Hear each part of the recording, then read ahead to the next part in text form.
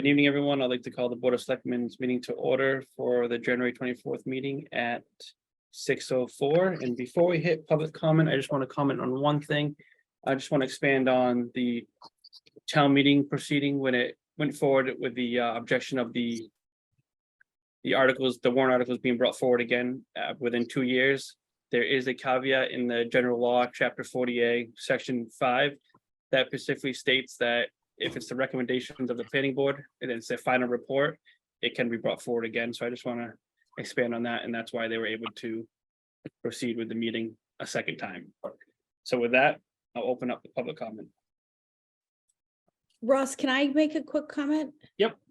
Yeah, I wanted to add in as well. A resident approached me in the past couple weeks asking about public comment, and I feel like it's probably really helpful to mention this every now and again. I feel like when we were meeting in person, we mentioned it all the time, and it was actually on the back of the paper agendas. But the question was, why doesn't the board kind of engage when a resident brings something up in public comment? Why don't we engage in like back and forth enough to like definitely get an answer or like have a little bit of a debate? And I think the answer is probably helpful for a lot of people to hear. And that's basically because we, following the open meeting law, have to, and Mitch, correct me if I'm wrong, we have to follow what's on our agenda. And basically, if an item isn't on our agenda, a resident can bring it up during public comment, but we legally can't get into something as if it like to the point where it should be an agenda item. And I like to think of that like a good example is if someone were to come to us with an issue about like Main Street, for example, and we were to get into an extended discussion about Main Street, it wouldn't be fair to the residents who didn't see our agenda that nothing about Main Street was posted. So that's why we try to kind of take it in and then either make an agenda item or follow up with someone, privately if needed, or at a future public comment. But thought that was helpful. Thank you. And then we'll begin with Toby. Thank you. Thank you, Toby Arsenian, 95 Granite Street. I believe everything Sarah Wilkinson just said is true, but I would add something else, which is that on numbers of occasions, the board does see fit to interact with people who comment in the public comment period, and they do get reactions. So it's not consistent. Having said that, what I wish to talk about is on the agenda, and that is the debriefing for the recent town meeting. At the very end of that meeting, Ross Brackett offered the motion, I guess it is, to call a quorum. And there was no quorum. And I spoke to him afterwards, and he said that although the board had not voted that you had given it the nod, and that Jason Shaw, who's chair of the planning board, it was their articles that were being discussed, had also agreed or not objected. Please correct me if I got any of that wrong. My understanding is that now, and nobody's choice in the matter, all of those articles go on the agenda for the annual town meeting, which is coming up on significantly April Fool's Day, the 1st of April. The last annual town meeting lasted from 9 o'clock in the morning till after 4 in the afternoon. And no matter how much we all love the town of Rockport and care about the town meeting, 7 hours plus is an ordeal. There's no other fair word for it. It's more than anyone can fairly be asked to undergo. And you might consider for the annual town meeting, which is regularly an ordeal, asking the schools on bended knee and hoping for no basketball practices, you might ask for 2 successive Saturdays to deal with the annual town meeting, so that it would not be such an ordeal. That still leaves us with Jason Shaw's articles on the warrant for the coming town meeting. And I've been looking at the bylaws and see that Chapter 2, Section 2, meeting dates, let's see, the annual town meeting, and it cites chapter something, primarily concerned with the adoption of an annual budget and other warrant articles which have a fiscal effect on the town, shall meet in April and May. The fall town meeting which shall be primarily concerned with non-fiscal matters, shall meet in September or October. So phrased like that, that's not binding, that's guidelines. But if it means anything, it means what we're coming up on. And I would also point to you to Chapter 4, Section 2, Chapter 2, Section 4, Roman numeral 3, where there's a procedure to postpone articles. I had thought it required a 2/3 vote. To a time certain, it has to be, but it's only a majority vote, which is startling. So I would ask that your board, when you're discussing it, perhaps you've talked to Jason Shaw and perhaps you've not, delay the planning board's articles to the fall town meeting. That requires a vote. But I'm saying that if you will not offer such a motion to delay them all to the fall town meeting, I will be offering such a motion, or if it can't be done for all of the articles, I would offer motions for each one of them. Thank you. Thank you, Toby. All right, next up, Tom Meekis. Tom, you've been unmuted. Good evening. I have a question about your agenda item for the appointment of a new Conservation Commission member. Yep.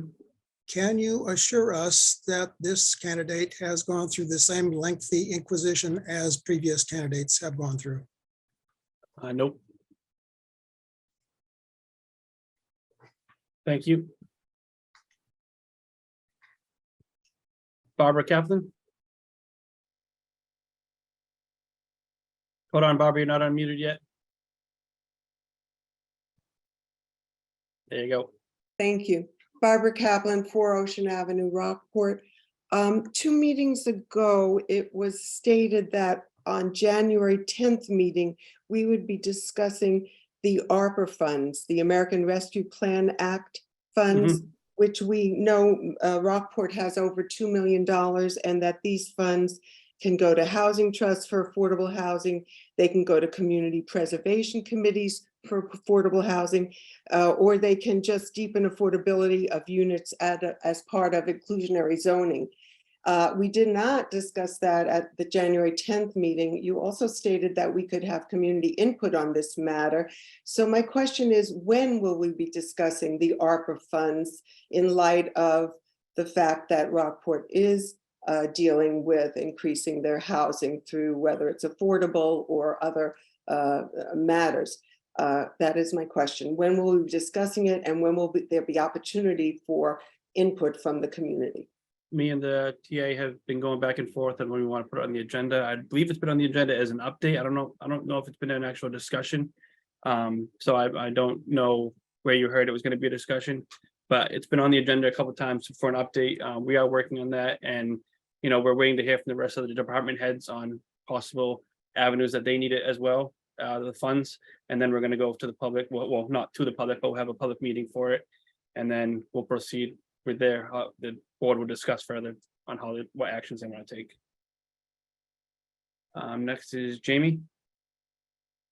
Thank you very much. As always, I want to begin by thanking each of you for serving. It's an enormous amount of volunteer time. Thank you. I hesitate to put another time frame on your possibilities, but I'm aware newly that some town meetings with especially serious town-wide impacts like a complete rezoning, they have a informational session where there is back and forth answers to questions, much more casual, colloquial interaction before the town meeting itself, the hour before, the half hour before, whatever it is, to allow for much less chance of that kind of shutdown that happened, unfortunately, at this last meeting, where somebody wanted to find an answer to what actually was being proposed. So that is a suggestion. I don't know that requires, I see Sarah wants to respond. Can we respond to that? Yeah. Ross or Mitch, can one of you just touch on all the work that the planning board, or Denise maybe, all the work that the planning board did for public input? Before you do that, I'm aware of all that work. Okay. My suggestion is, because there's so many people, respectfully, they do not go to planning board meetings, and even those, you can't fully participate. It may not be a welcome suggestion, but people show up at town meeting ill-informed, and then they want to ask a question and they can't. Got it. Thank you, Jane. Go ahead, Denise. I was gonna say, I'm gonna talk about that when we get to the section anyways, but if you want to touch on it real quick. Yeah, in addition to planning board meetings, Jamie, the planning board held 3 public hearings where there was back and forth on all of the proposed bylaws, and they did answer questions. So, and those were quite long, as I recall. And so I just wanted to mention that there are opportunities that, you know, they tried to publicize as much as possible, but we didn't have that many participants. But I Thank you, Denise. There's never a problem with publication, to my knowledge. Never a problem with opportunities. What I'm Yeah. observing is the factual reality that many people show up at town meeting with the not just ability, but the right to vote, and they don't have information they want to get at town meeting. So I'm suggesting an advance in that same day. And then there's also the strategic people who say, I just can't attend all these talky meetings. I'm just going to go to the one where I vote. And I don't mean that disrespectfully. And then my final observation, and I'll move on to lowering my hand, is I couldn't understand. I read it all. I'm a law professor in land use law, and I got completely different answers on what the factual specific question that I asked was. So it's worthy of a moment of dialogue before a town meeting, whether it's zoning or anything else that is difficult to follow. Thank you very much for all of your service, everyone. Thank you, Jamie. Laura? 1 second. Mute myself. There you go. Hi, Laura Evans from 77 High Street. And this kind of builds on the Jamie's comments just now. I was really happy to see on tonight's agenda the proposed, I hope it's going to be an enactment of the Affordable Housing Trust that's been part of our town bylaws since 2017.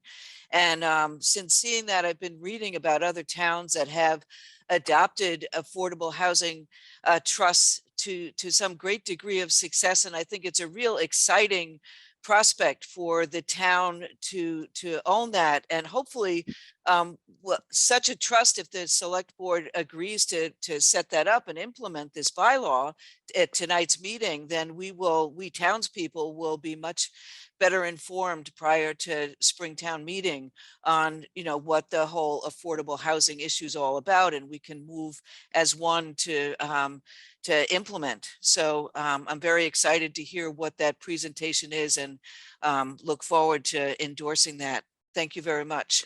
Thank you, Laura. All right. Seeing no hands raised, we'll move on to item C, which is interview and consider appointment of Board of Finance members. Just so everyone knows, all applications were received on time, and the board has received the applications on Saturday. And we are going to interview. The interview process will go in order at the application were received, and I received them in Don Poole, Frank Favaloro, Nathan Ives, and Stephen Abel. And those are how we're going to begin. So with that, we can unmute Don Poole. And if you want to tell us why you think you're the best candidate for the position, please do. Well, with the retirement of Chief Keating, I become senior man on the department. And as senior man, I've gone through a lot of stuff of, you know, trying to train people and try to keep the other firefighters safe as possible.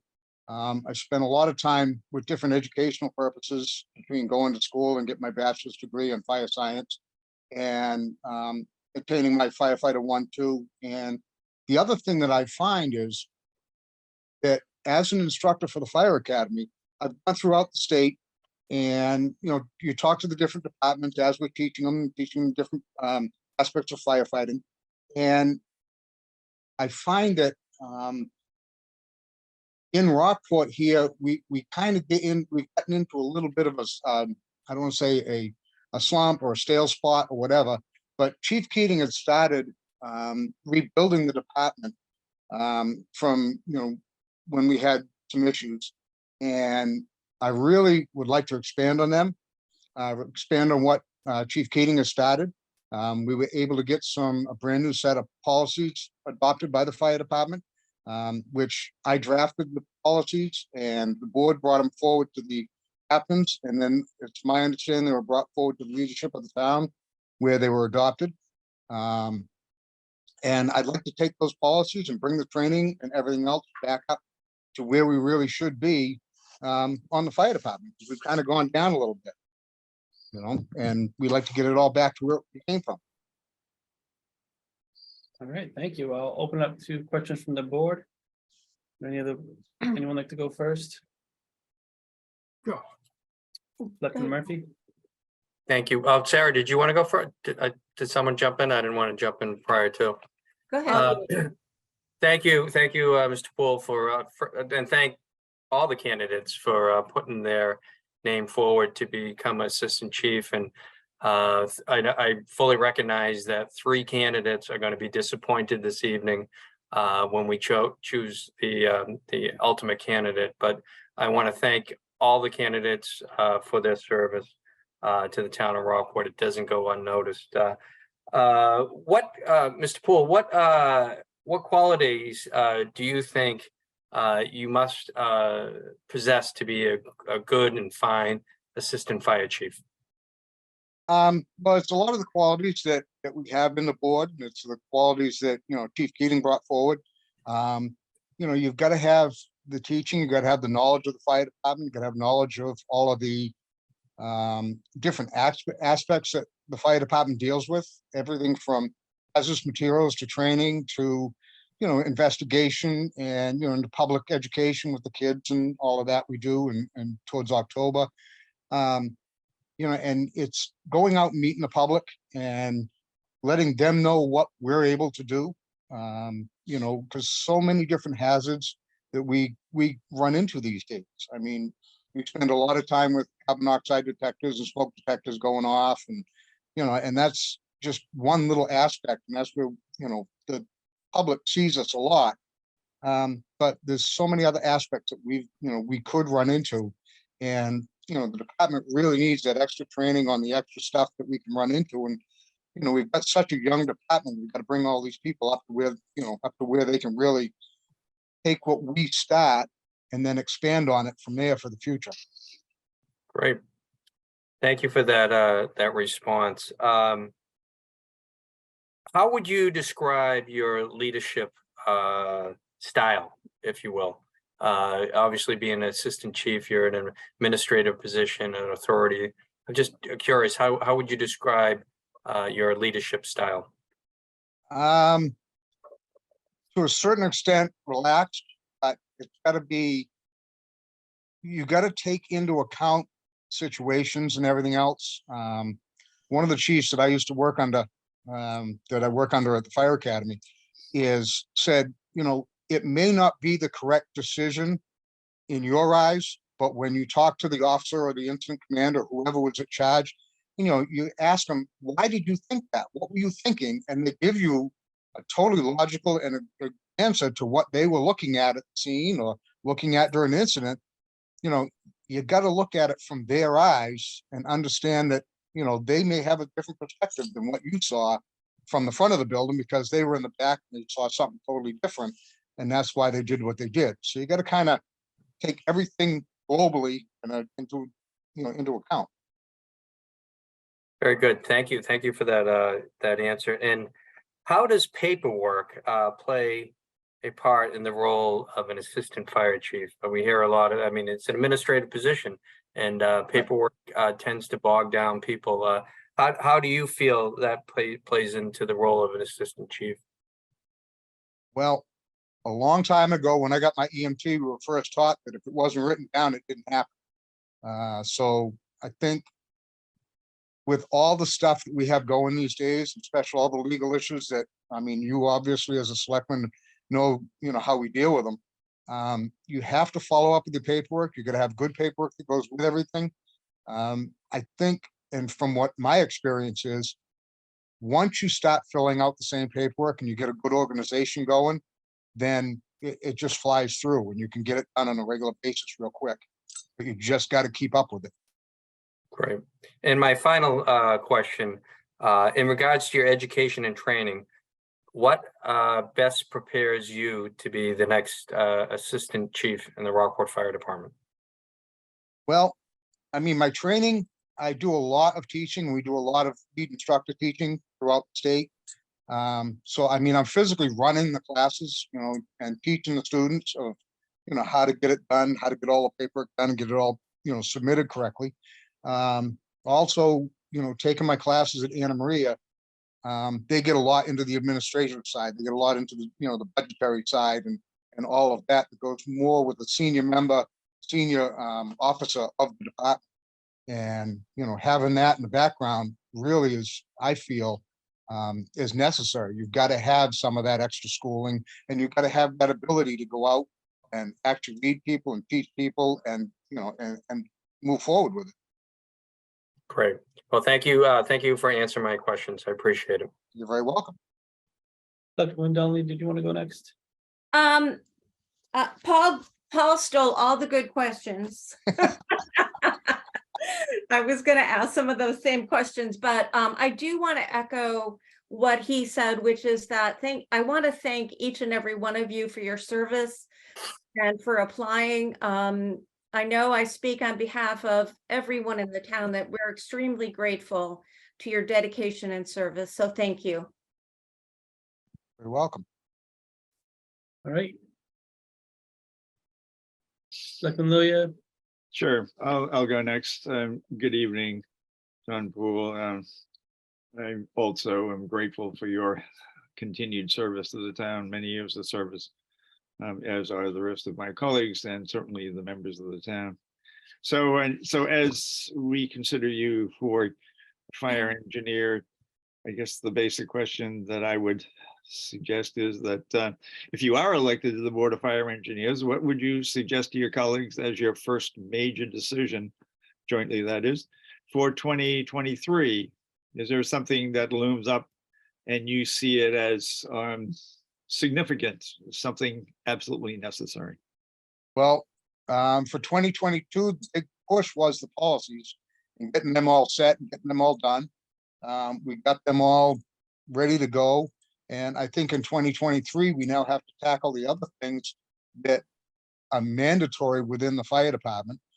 We've got to get different training and certifications up for hazardous materials and CPR and first aid and all of that, and make sure that all the new members have got the correct training and are brought up to the right standards from, the incident command, the ISO 700 and 100 and all that, so that they all have that same knowledge. So we're all on the same page, no matter what we do. So whatever response we have, any of the officers, any of the firefighters can really, take it upon themselves and know what the other person is going to do, so that we're all on the same page and working together. Thank you. Let's see. One other point. I was wondering if you are elected to the fire engineers, will you be disappointed if you're not elected C1? Oh, no, not at all. Not at all. Just having the ability to be up in the office, in order to be part of the senior management of the department really helps. As much as there's a C1, C2, and C3 in the office, I mean, we do have a chief, and that's the position that's there. But all three of them, from my experience in the department, all three chiefs, the two assistants and the chief, they all work together so well that it really doesn't matter which position you're in, because you're all basically, they're again on the same page, pushing for the same things to get on the department and, get everybody up safe and trained. Thank you very much. Selectman Wilkinson? Are you all Sure. set, Selectman Lawyer? Is that the final question? That's it. That's final. That's okay. Thank you. It's your final question. Um, good evening. Obviously echo what the others said, and thank you all for your service. I also want to comment that it's so nice to see so many other members, current and former members of the department on here tonight. This is one of the reasons that we stay on Zoom, is because participation is just through the roof. Not to say that you all wouldn't be down at town hall tonight when it's 25 degrees, but thank you all for your service. Not just the 4 of you who are applying, but honestly, all of you who are on here tonight. As we continue to say, like, you guys make Rockport what it is. So thank you. I guess I just have 2 questions. They're a little bit broader. Paul seems to have stolen all of the main logistical questions. But my question is, and it doesn't just pertain to this position, but what makes someone a leader in your eyes? Being a leader is something that, you've got to be able to understand a situation and understand people. Because if you don't understand the people that are underneath you and what makes them work and what makes them do what they want to do, and we're in a tough situation on the fire department where we're call volunteers. So, the guys are there, they want to be there, but they also want someone that's going to show them, the extra stuff that we can do, the extra stuff that they can do, and extra little perks that they can get for being on the department. You don't want to put a lot on them to say, hey, we need you to buy this, we need you to get that, we need you to get this. A good leader in the department is, proactive and ahead of them. Like, even if somebody gets injured, if somebody gets injured, you're automatically right there and already emailing the people in the town that need to know this beforehand so that everybody's ahead of the game on that. Great, thanks. And then kind of a follow-up on that and this honestly, this kind of pertains to all of us who are in leadership positions in a town like this. But what do you think some of the challenges of being in a leadership position in a small town like Rockport are, and how would you tackle those? Well, and just from the number of selectmen's meetings I've watched and everything else, I mean, it seems like the hardest part of any leader in a small town like this is listening to everybody's different opinions, trying to put them all together and come to some kind of a common ground. It's easier for us in the fire service because we have the different standards, the NFPA standards, and we do have a set of policies that we go by, as long as the stuff and the bylaws for the town and everything. And it's, some of it's more cut and dry. I mean, in a position like yourself, we've all watched, the debate go on and on and on and on. And, we, at least in the fire service, are able to say, okay, this is the way it is. This is why it works. This is what happens. Because a lot of what we deal with in the fire service is physics and engineering, because fire is only going to do certain things. Hazardous materials are only going to do certain things. So the opinions are smaller as opposed to the ones like you guys get that can be very broad. Great, thanks. Thanks very much. I think that's it for now. Good evening, Paul. Don. Good shot.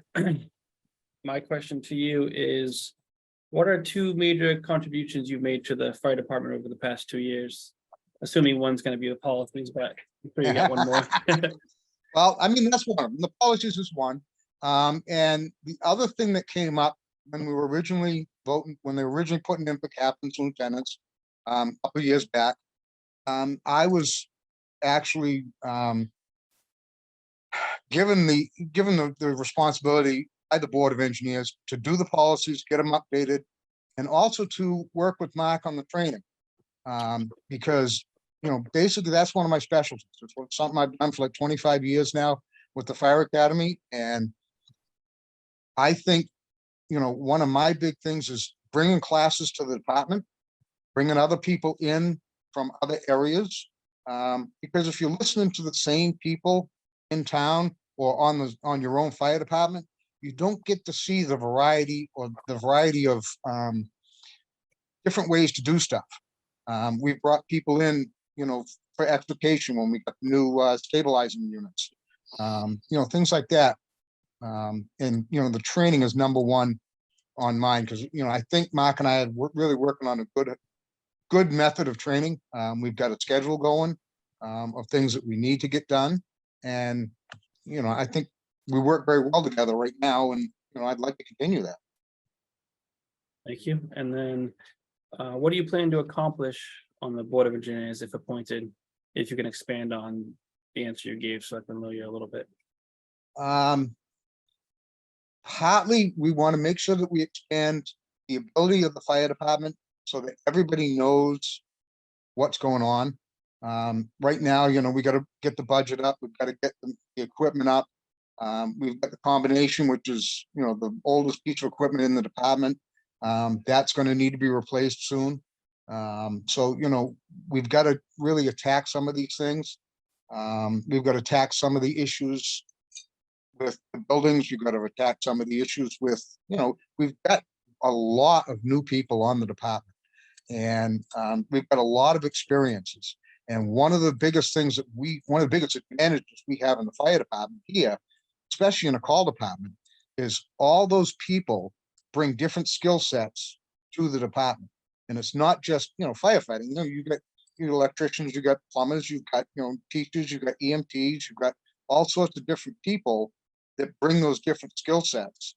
And, that's something that we want to take and expand on more so people can feel more involved. So like if we have a class and somebody can bring something that they do, on the outside that's not part of the fire department, like a mechanic, like Tom Beaton or somebody can bring a little bit more towards the extrication classes and things like that. Involve a lot more people into the actual training. So not one or two people are doing it all. Thank you. And then if not appointed tonight, do you plan to remain on the department? Well, I got 4 years left and I hit 65. So I don't Alrighty. plan on going anywhere. Sounds good. All right, any further questions for Dawn? No, all right, thank you, Dawn.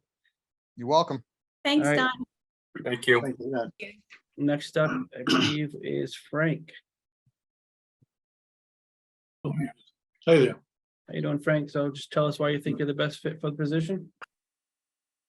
My experience, everything I do for the for the town or for the department is for the good of the department. I've been moving the department, I think, in a positive track for the last couple of years. I go into the schools for the recruiting.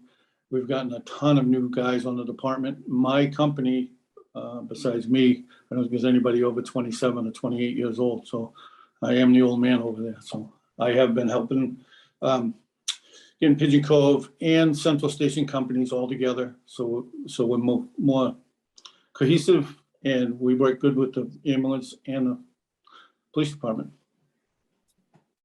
All right, and I'll open up to questions and we'll begin with Selectman Murphy again. Right, and I'll ask just a reminder to everyone that we're asking the same questions to each candidate, and we may, do a follow-up, of course. But Mr. Favalora, can you tell us what are the qualities that you believe that a good assistant chief should have?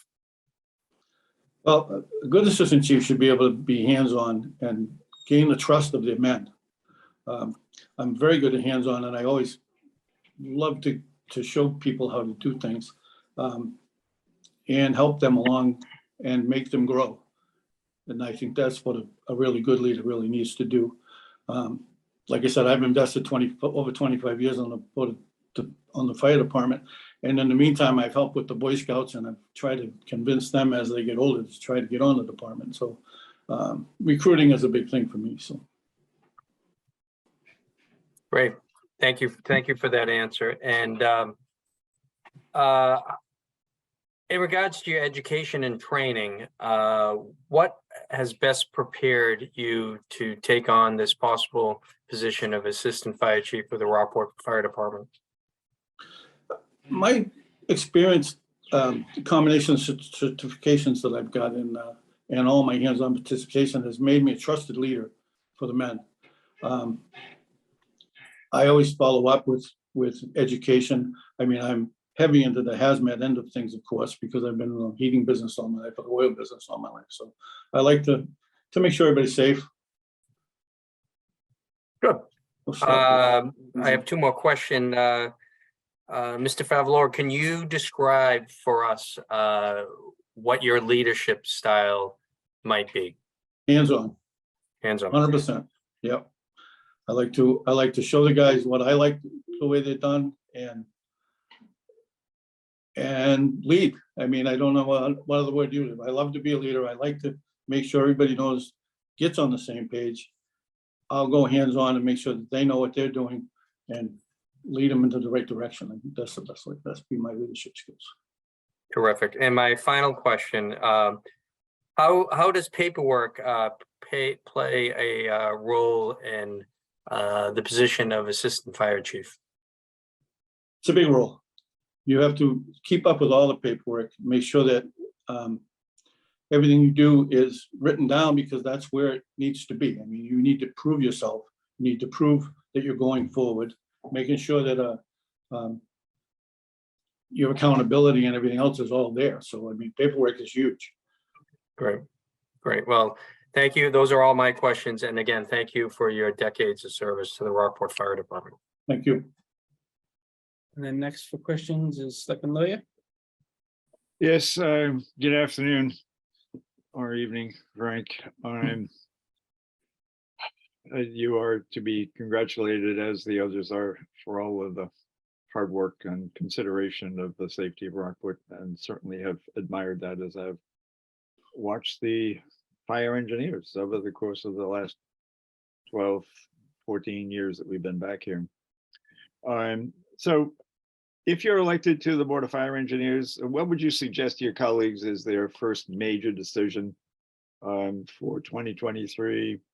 Do you have anything that I'd like to up the communications between all the departments. I think lots of times we don't communicate as well as we need to. My guys know that when there's something going on, I like them to know right away what's going on, so everybody's on the same page with all of that. And I bring that forward to tell the chiefs if we're going to be shorthanded tonight or whatever. Communications is huge as far as I'm concerned. So that would be my biggest goal, to make sure that the communications is up to par. Is there something in particular associated with communications that you see as essential to increasing the awareness of all of the members of the department to any particular situation? Well, the situation today where we were very shorthanded on a carbon monoxide call, and I instantly got answers from my guys, so I put it out to the captains and lieutenants, and we got it back quickly. So it's just a matter of some method of getting the whole department on the same page. So if one company's short that day, that the town's not left short. We need to make sure that we're covered. And I think that's the biggest part of communication. So. Okay. If you're elected to the Board of Fire Engineers, would you be disappointed if you're not elected C1? Oh, absolutely not. I work very good with both of them. Actually, all three right now, but with the two that are left, yeah, I work very well with whatever they decide or whatever we decide. Thank you very much for your efforts, your answers, and your tasks completed to the town. Thank you. Thank you.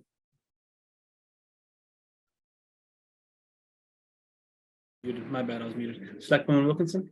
Thanks. Sorry, I was muted as well. Good evening, Frank. Nice to see you as well. Thanks. I obviously ask you the same question. So what makes someone a leader in your eyes, and not just in this position, but just in general? A leader is somebody that everybody wants to look up to.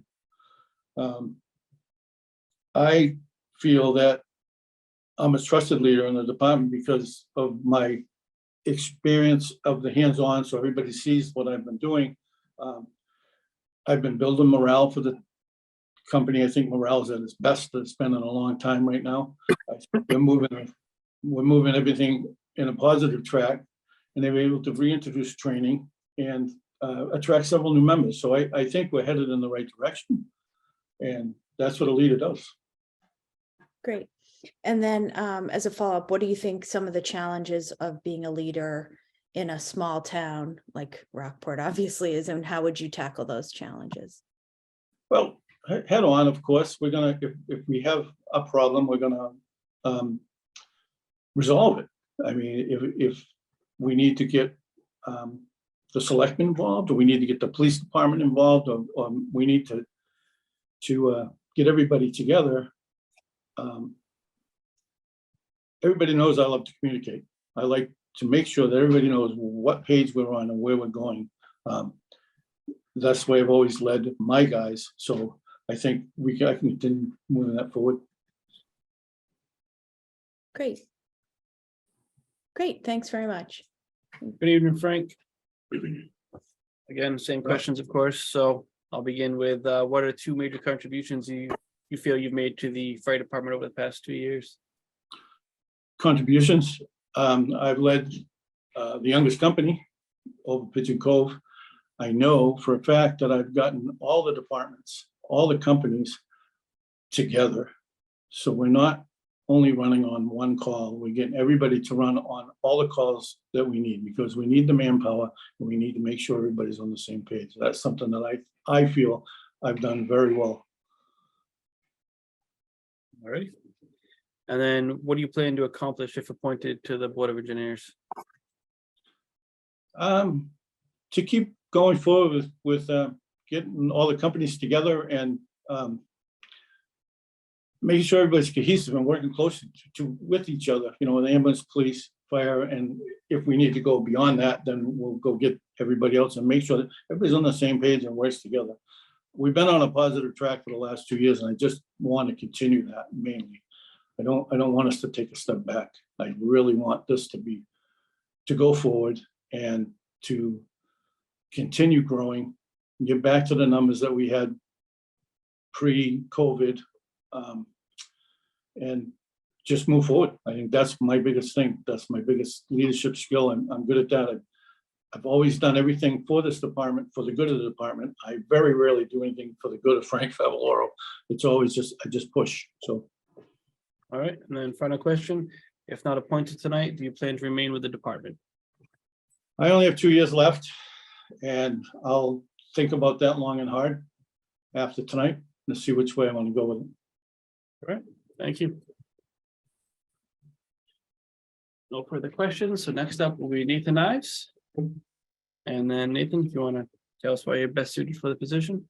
Sure. Thanks so much, first of all, for the opportunity to be here tonight and amongst my esteemed colleagues, but also just to have this opportunity to go for a position that continues the service to the town.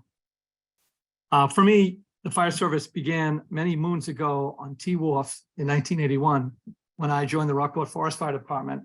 And since then, it's been 34 years of a lot of tremendous amount of opportunities to learn and support the communities where I've lived and served in the fire service, and just make a difference, a positive difference. So I offer you tonight the combined skills and experience that I have through my fire service training and the length of time that I've been in the department in different locations, you know, to have served in 2 different states, in 2 different departments, that adds a different perspective. And so I hope it brings some new insights and ways of doing things that can be helpful. We can always learn and expand our field of knowledge, but also my work experience as well. You know, having been a professional out there in management and organization and leadership, I can tap into that experience as well that I bring forward to the department. So combined, I hope to really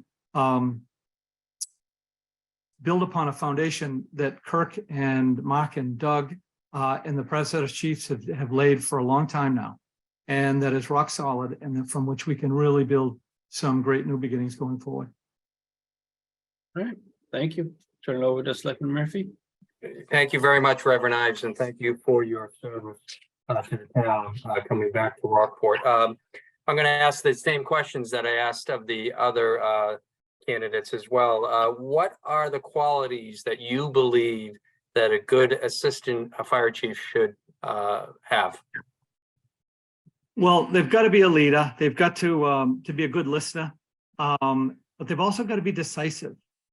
And they've got to be a team member. They've got to be a team player. So it's unique in the sense that I say decisive in the sense that, operationally, we're called upon to be a leader on the scene, and we may be the highest ranking leader at any moment on an emergency scene that's got some tough decisions to make as to whether or not you commit forces interior to a building or exterior that could put lives on the line.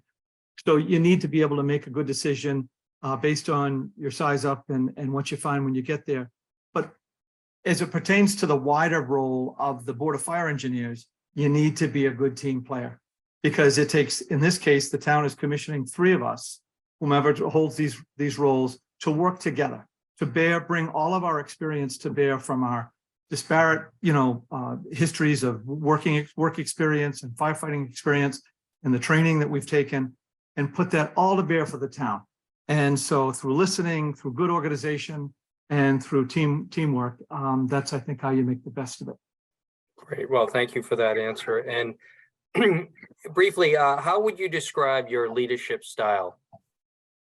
I guess if there were one word, I would say inclusive, in the sense that, listening, again, is really important. You need to, this is even beyond the Board of Fire Engineers, the whole department is a team. So there's 30, 35 men and women in the department that are dedicated to saving lives and protecting property and putting their lives on the line at a moment's notice. And so you want to be inclusive of their input, be a good listener to their input, but also, and have that factor into the decision-making and really blend it, because I think it's very, very important. Great. My next question is in regards to your education and training, what best prepares you for this assistant chief position in Rockport? Well, I've had a variety of trainings in the fire service, as I mentioned, both in Connecticut and Massachusetts.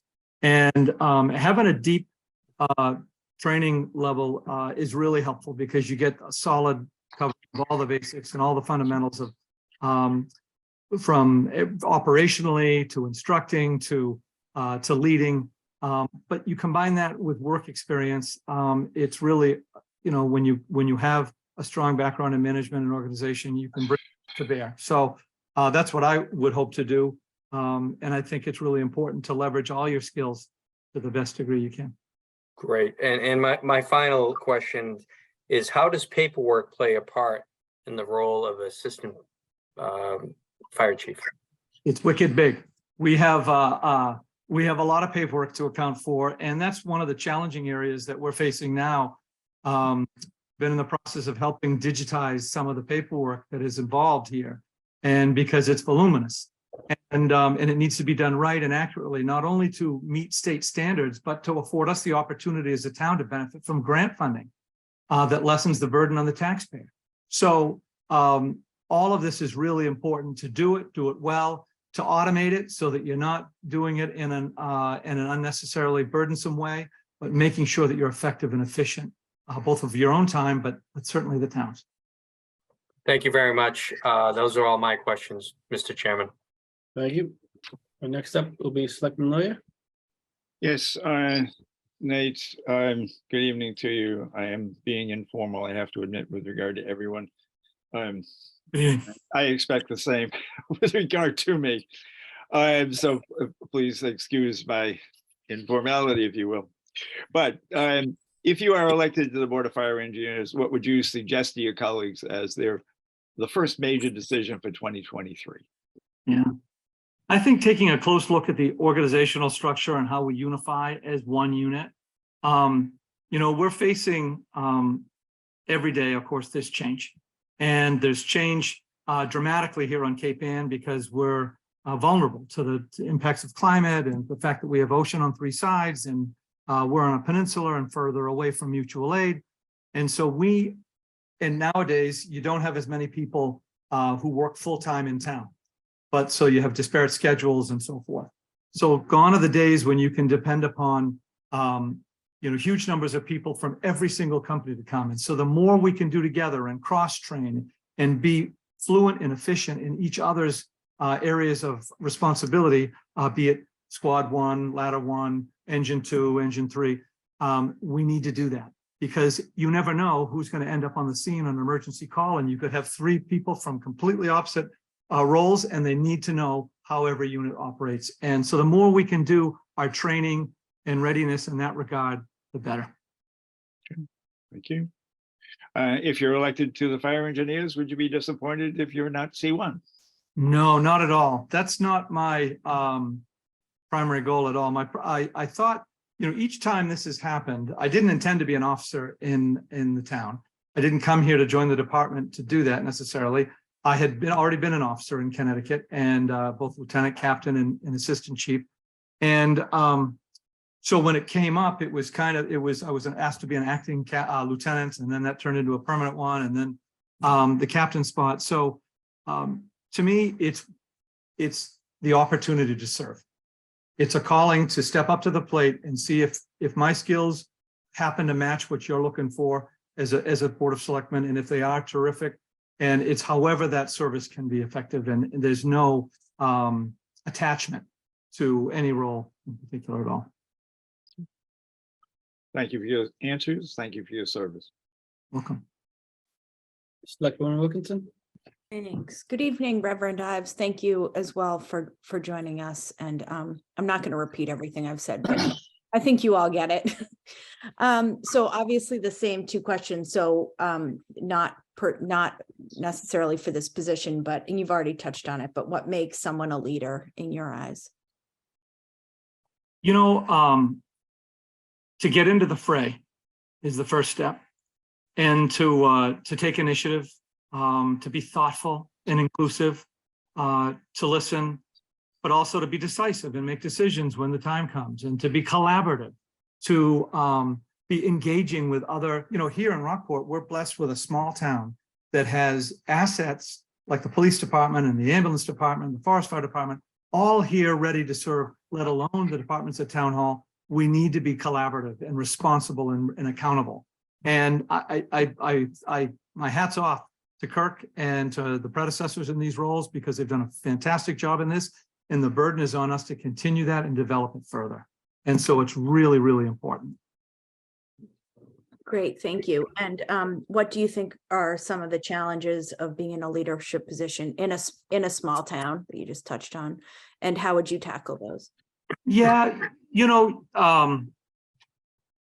have to be aware that here word travels rather fast, and folks are aware of what goes on nowadays, of course, with social media and such.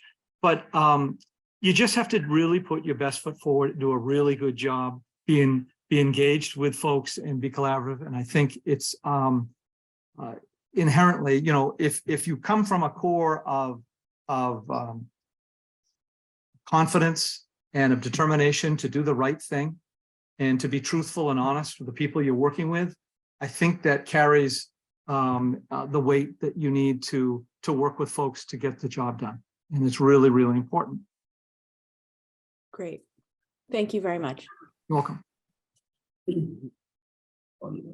I've seen a couple more people joined us. I just want to let everyone know Selectwoman Donnelly is participating, but her questions got stolen by Selectman Murphy, so she didn't really have any more prepared. So I just so everyone knows, I noticed a couple people joined. So Thank you. all right. Good evening, Nathan. How you doing? Good.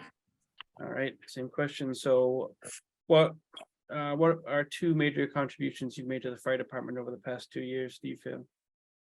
Well, one is ongoing, and that is this digitization process, which has been a bear. And that is the taking all of the incidents. We have hundreds of incidents every year, and they're done in a paperwork process now, and having them all digitized so that it goes fluidly from the police department to the scene and immediately off to the state. Because the state mandates that they get this information electronically in an efficient way. And that actually is the underlying criteria for us to be eligible for grants. So we have been working really hard to get this done. And it's been an ongoing effort now for the last 2 years, and we're almost there. We're just about to have it. We're waiting for the capital plan to be approved, and we'll have what we need to finalize it. But the other thing is the grant writing. We've talked a little bit about some of the back end infrastructure, office management kind of things that go on here, and grant writing is chief among them.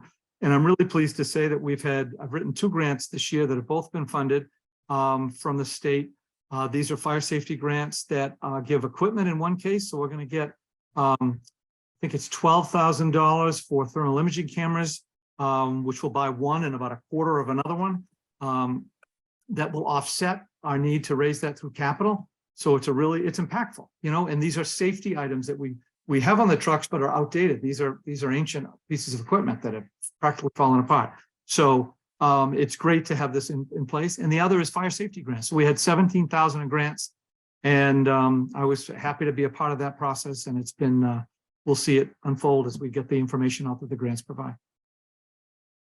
And I know you've kind of covered it with all your other answers, but what do you hope to accomplish on the Board of Engineers if appointed?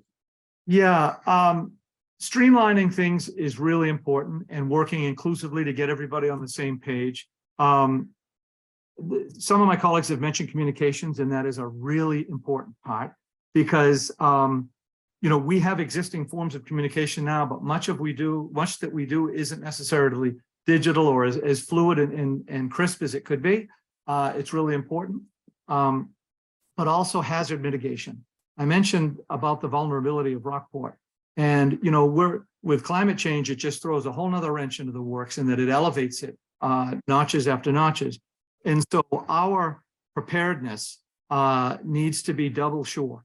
And so, you know, the fact that if Gloucester, our primary source of mutual aid, is committed to a major incident on the same night that we have a heavy wind and something, God forbid, goes on in any of those places, numerous places in town where there's tight, dense housing, like down on Main Street and such, we're going to need mutual aid from a distance. And we're going to need to be self-sufficient until that gets here, and it could be 30 minutes away. So training folds into that, preparedness and pre-planning and drilling, all of these different pieces so that we're ready and communicative of how this is going to be handled and responsible for it. So those are just some of the issues that I think are really important. And then the final question is, do you plan to stay on the department if not appointed tonight? Without a doubt. In fact, if I was asked to just remain a firefighter, I would do so happily. I'm 57, so I've got just over 8 years left to go, and I as long as my body holds out, I'm willing to be here and happy to do it. It's a calling, and it's a true calling, and I just really appreciate the opportunity to serve. All right, thank you.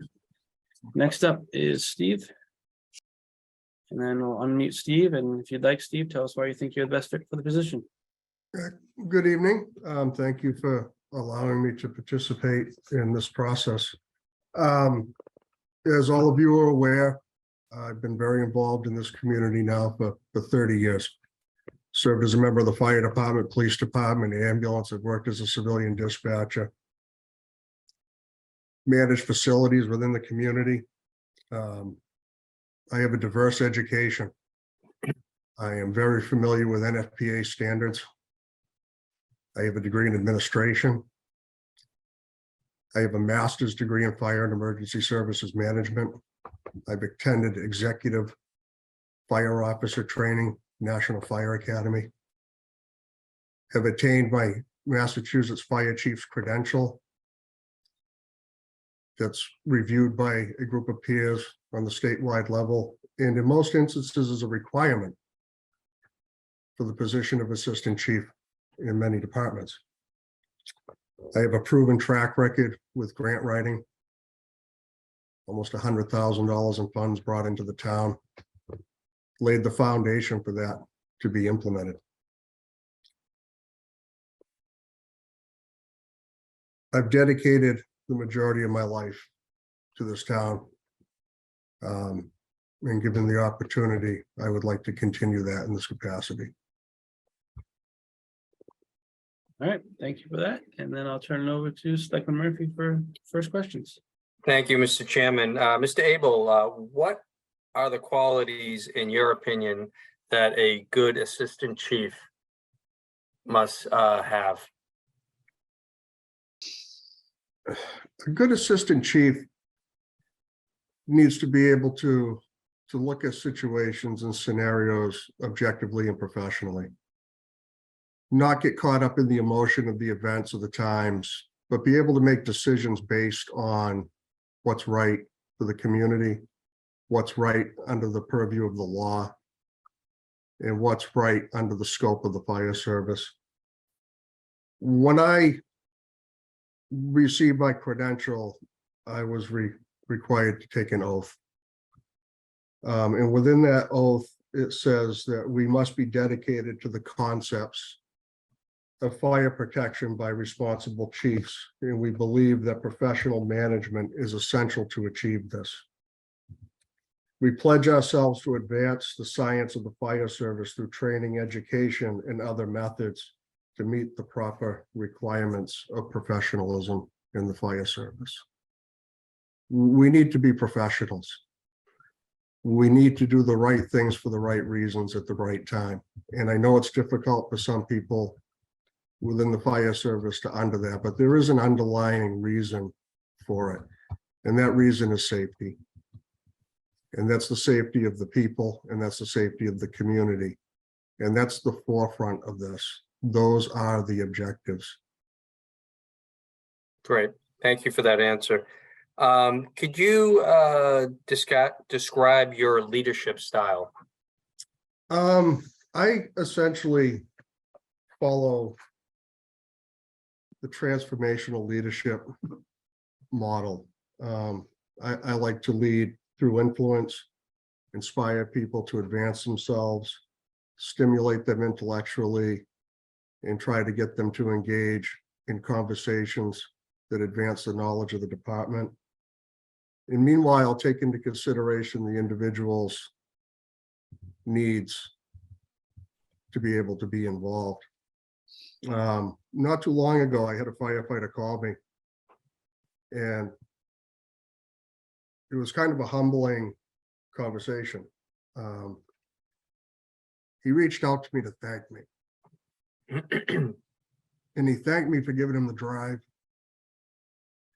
to follow his dreams and to support him and make him believe in himself. That's leadership. Great. Thank you. In regards to your education and training, which I think you spoke to earlier, what best prepares you for this position as Assistant Fire Chief for the Rockport Fire Department?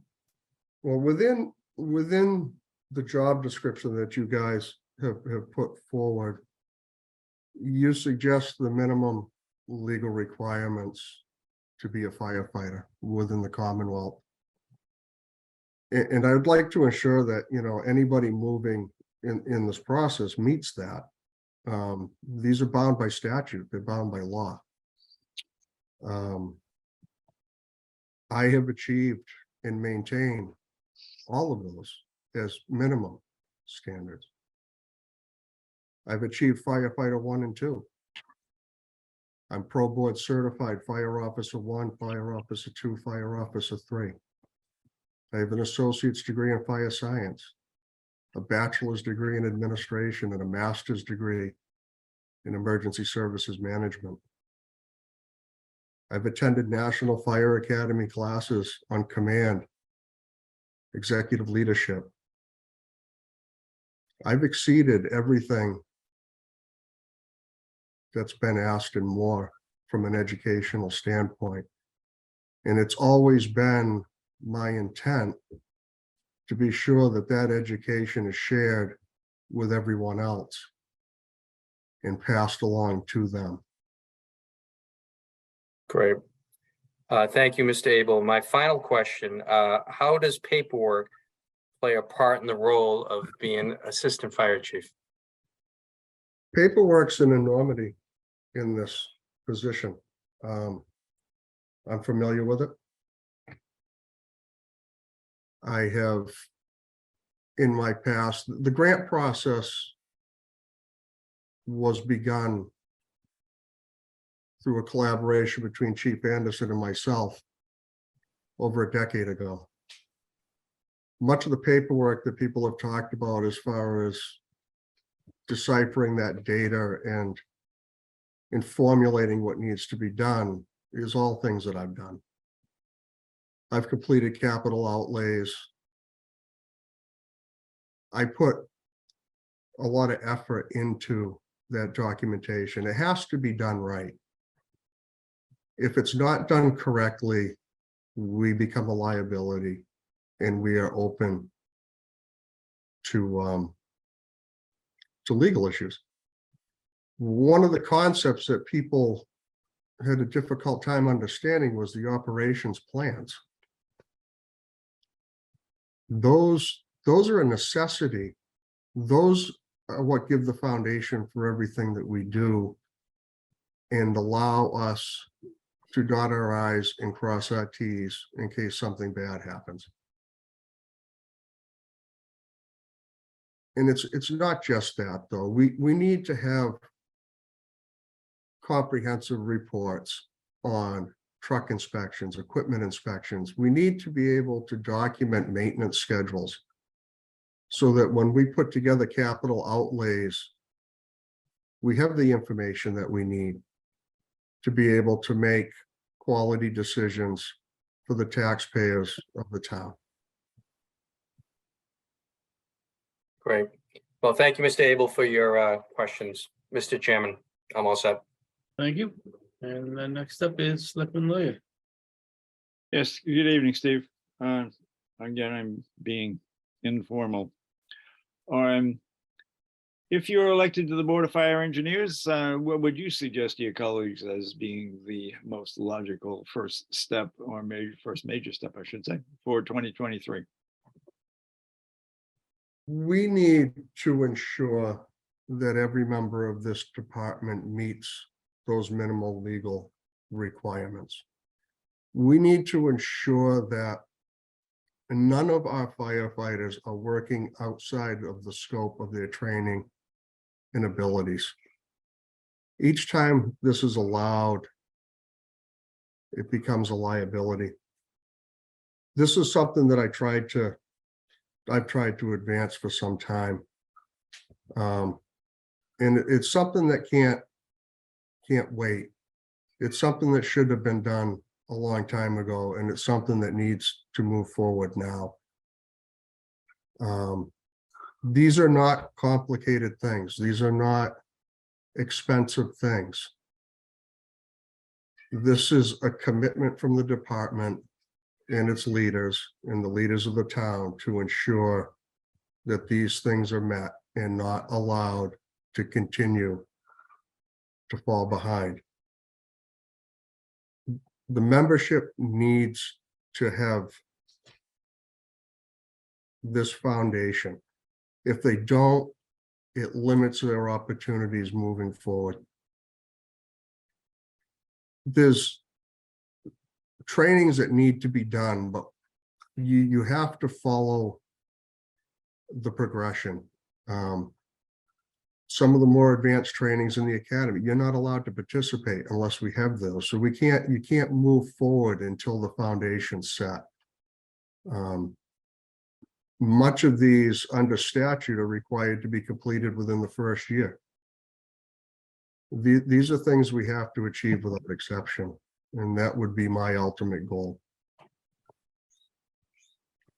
Given the relatively small staff, and that is an even smaller appearance of the staff at the scene of a fire because of various circumstances that may not allow them to get there. Are you suggesting that they can't go forward with what might be necessary that they might have seen done in the past, even though they're not checked off for that very purpose? Is that what you're suggesting?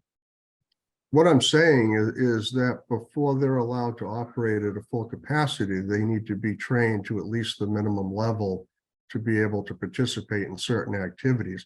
I'm not saying they can't participate as a whole, but they need to be able to work within the scope of their training and not exceed or go outside of that.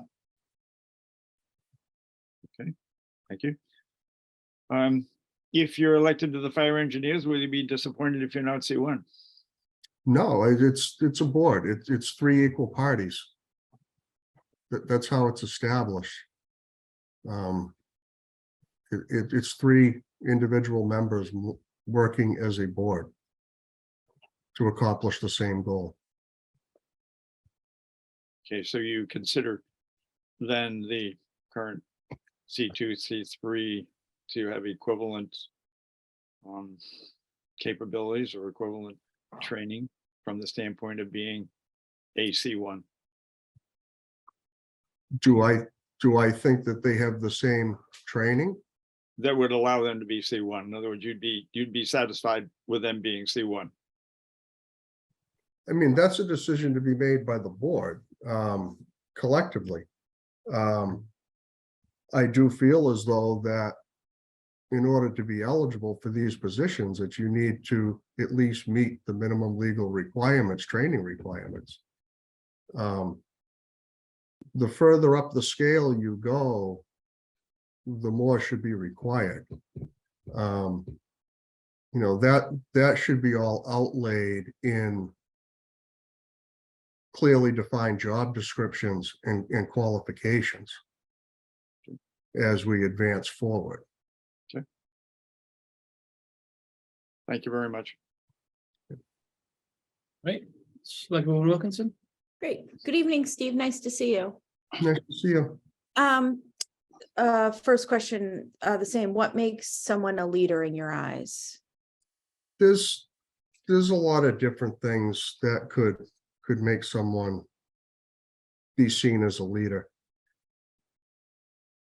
What you invest, the amount of work and how hard you work to move the department forward for the right reasons is a small portion of it. Over the years, many individuals sought me out and sat with me and had me sit there and help them lay out their education, their training, so that they could be successful and move forward. A lot of what happens is not always seen on the surface. A lot of it's done in the background. A lot of things happen that people don't always see. You need to be hands-on. You need to be able to work in all capacities and be able to manage all of the tasks of the firefighting role and be an example. When you further your education and you work hard in that capacity and you show that things can be done, it raises the bar for individuals. They see that it can be done, and then they want to achieve those things themselves. And that's what we should be focused on. We should be focused on putting a little bit of pressure on people and making them want to advance themselves and feel the rewards of doing so. Great, thanks. And then as a follow-up, what do you think that some of the challenges of being a leader in a small town are?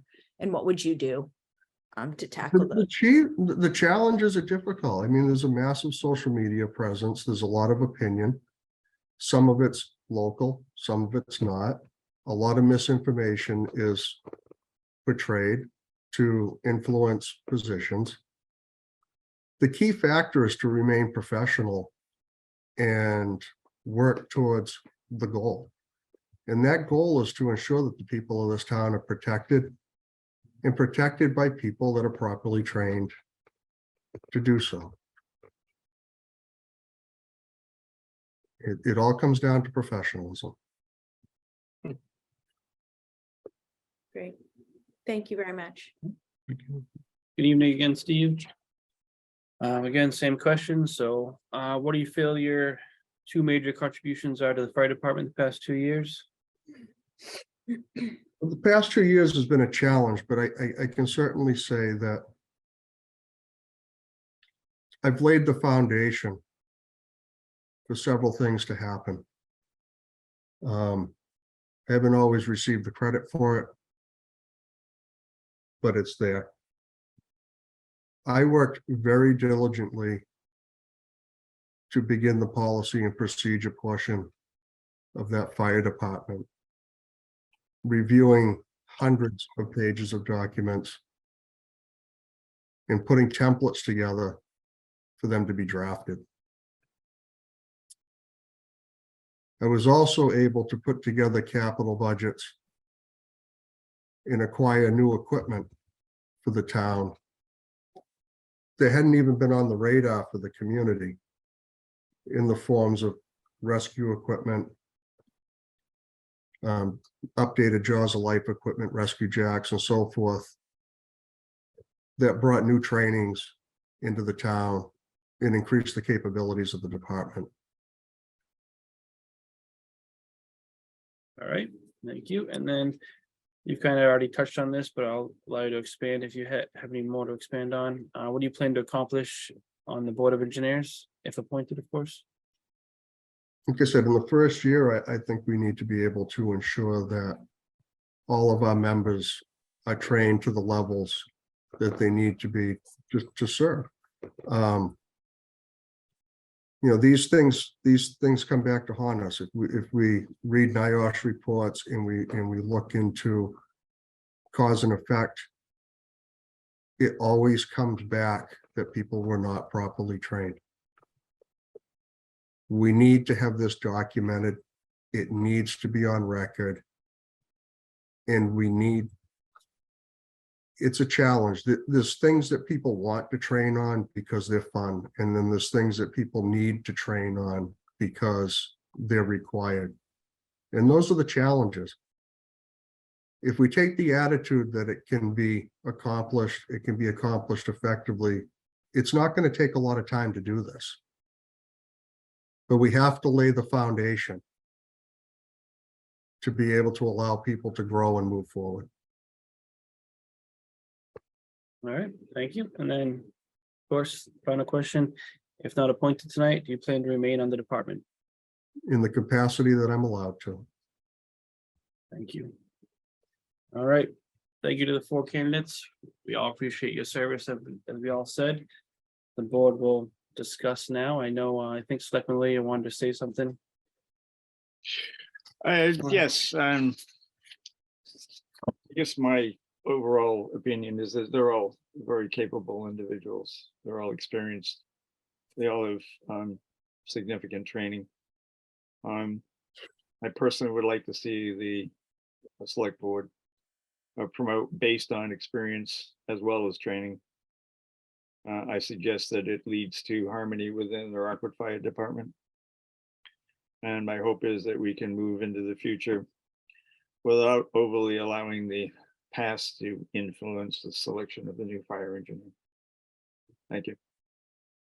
All right, anyone want to start us off on a discussion? What they liked, what they didn't like? Well, I certainly, thank you, Mr. Chairman. I certainly think that we had 4 qualified candidates. I'd like to hear other members. I don't want to put a nomination, but I do have a nomination in mind. But I thought everyone brought a certain expertise to the table and so forth. And I think the town is lucky to have the individuals that step forward and put their name in consideration for assistant fire chief. It's a very important position. They will be one of 3 people, so that people that are familiar with the process, they'll be part of the board and engineers, and then the 3 of them will choose the next fire chief. Chief Keating reached the age of 65, which means in the Commonwealth of Massachusetts, a mandatory retirement age. So that we will, they will come to a decision with the chief.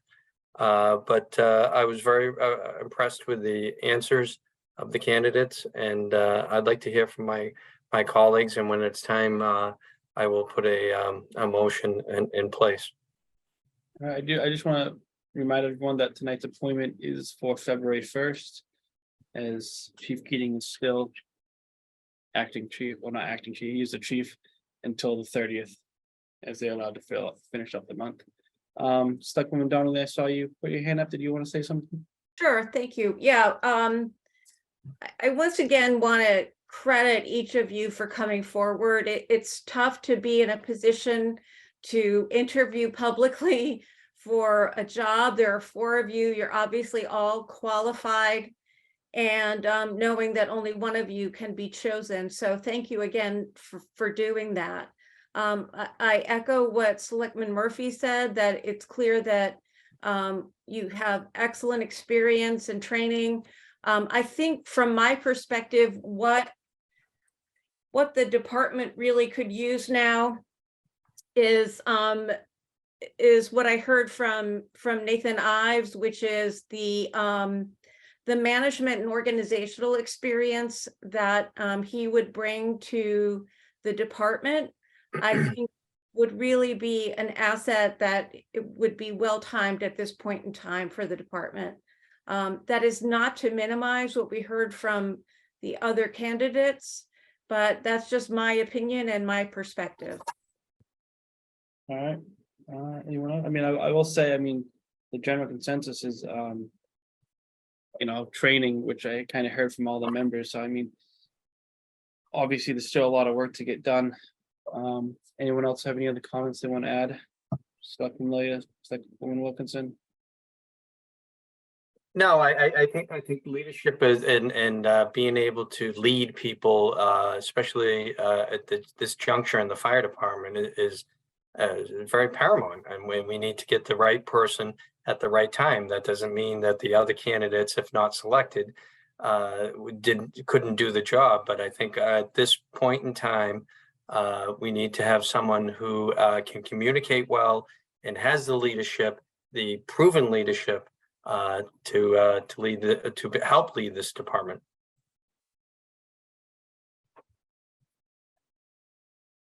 Selectman Lilia? Yeah, just a minor comment. I mean, we are in the fortuitous position of looking at four very qualified, capable individuals who will time out in a given order. They're not all the same age. And taking advantage of that experience as we promote, I think should be a serious consideration. Selectwoman Donnelly? Yeah, that's a very good point, Herb. And I guess the other point I would make is, you know, I think this, given what we've heard from all of the candidates, the ability to have a strategic point of view and to really think about what it's going to take to move the department forward with the new kinds of challenges that we're facing as a town, I think is equally important. So I just wanted to underscore that. Great. I don't know. It's just tough. I mean, I got all my notes here, so I mean, everyone has relatively moving forward for the department, which is great, which is what we want to hear. Yeah, I mean, I don't really have any comments if anyone else got anything. So each candidate is well trained and plenty of years on different fire departments. So I mean, if you want to take a motion now, if not, sure, I'm happy to make a motion if anyone has any other comments. I don't want to stifle anyone. With that said, I move that the board appoint Reverend Captain Nathan Warren Ives to the Board of Engineers to a term to expire on June 30th, 2023, and subject to the board committee/commission members policy. And do you have to state you say begin February 1st? It does, yes, it would be February 1st. Yeah, just keep that in there, okay. And do I have a second? I'll second that. And then does anyone want to discuss? Yeah, I guess, sorry, I've been thinking a lot because I too was actually very impressed with all the answers that all the candidates gave. And you know, I've been through this three times, maybe 4 times at this point. I've lost track, but the answers were so thoughtful and all coming from very different experiences, very different positions within the department. And obviously I know each of you, but I do think that given the challenges we face now, and you know, it is a small town, and frankly, like, what we're going through right now is one of the examples of being a leader in a small town, and that it's hard, and that it's, you know, it's hard to choose, you know, one neighbor over another, and people for committees, people for jobs, people for boards. And so I've, you know, tried over the last week to kind of, you know, take in the resumes, give it a lot of thought, and then really be thoughtful and listening to all of you tonight. But I do think that Nathan's experience, I was really taken back by his answer of taking what, I don't think he said forefathers, but taking what Chief Keating and others before him have started and continue it. And that really is kind of what we all want to do with like you know, our legacy in town, and in any position really is start, you know, is continue what others before us have started and keep it going. So I support this decision, but I mean, I think that the fire department is really in excellent hands with all of you. So thank you. Anyone I else? concur with Selectman Wilkinson. Nathan Ives would be a terrific addition to the Board of Engineers. He's been, as he stated, his resume speaks for itself. He's worked in two different departments, including assistant chief down in Brookline, Connecticut, to Rockport. He's got the temperament. He's got the wherewithal, the computer experience, the writing experience. He's a perfect fit, in my opinion. You know, that doesn't, I'm not disparaging the other candidates, but Nathan Ives certainly rose to the top of this list, and that's why I support him. Anyone else want to discuss? Selectman Lee, is that your hand up? Yeah, Okay. it's up. It's up. I certainly agree that Reverend Ives has a lot of experience. He is valuable to the Rockport Fire Department. But given what the Rockport Fire Department really has been, I am somewhat reluctant to not give full consideration to those who have come up through the ranks in their own way, i.e. they're people who grew up in town or grew up on Cape Ann and have not always been afforded the opportunity that others might have been afforded. So again, I speak to promoting with regard to an age sequence, given the fact that as I see it, all of the candidates are going to be with us for an extended period of time and have expressed the feeling that they are not going to leave the department. I value his knowledge, I value his training. Then I also understand that he alone cannot perform all of the tasks that he would like to see achieved.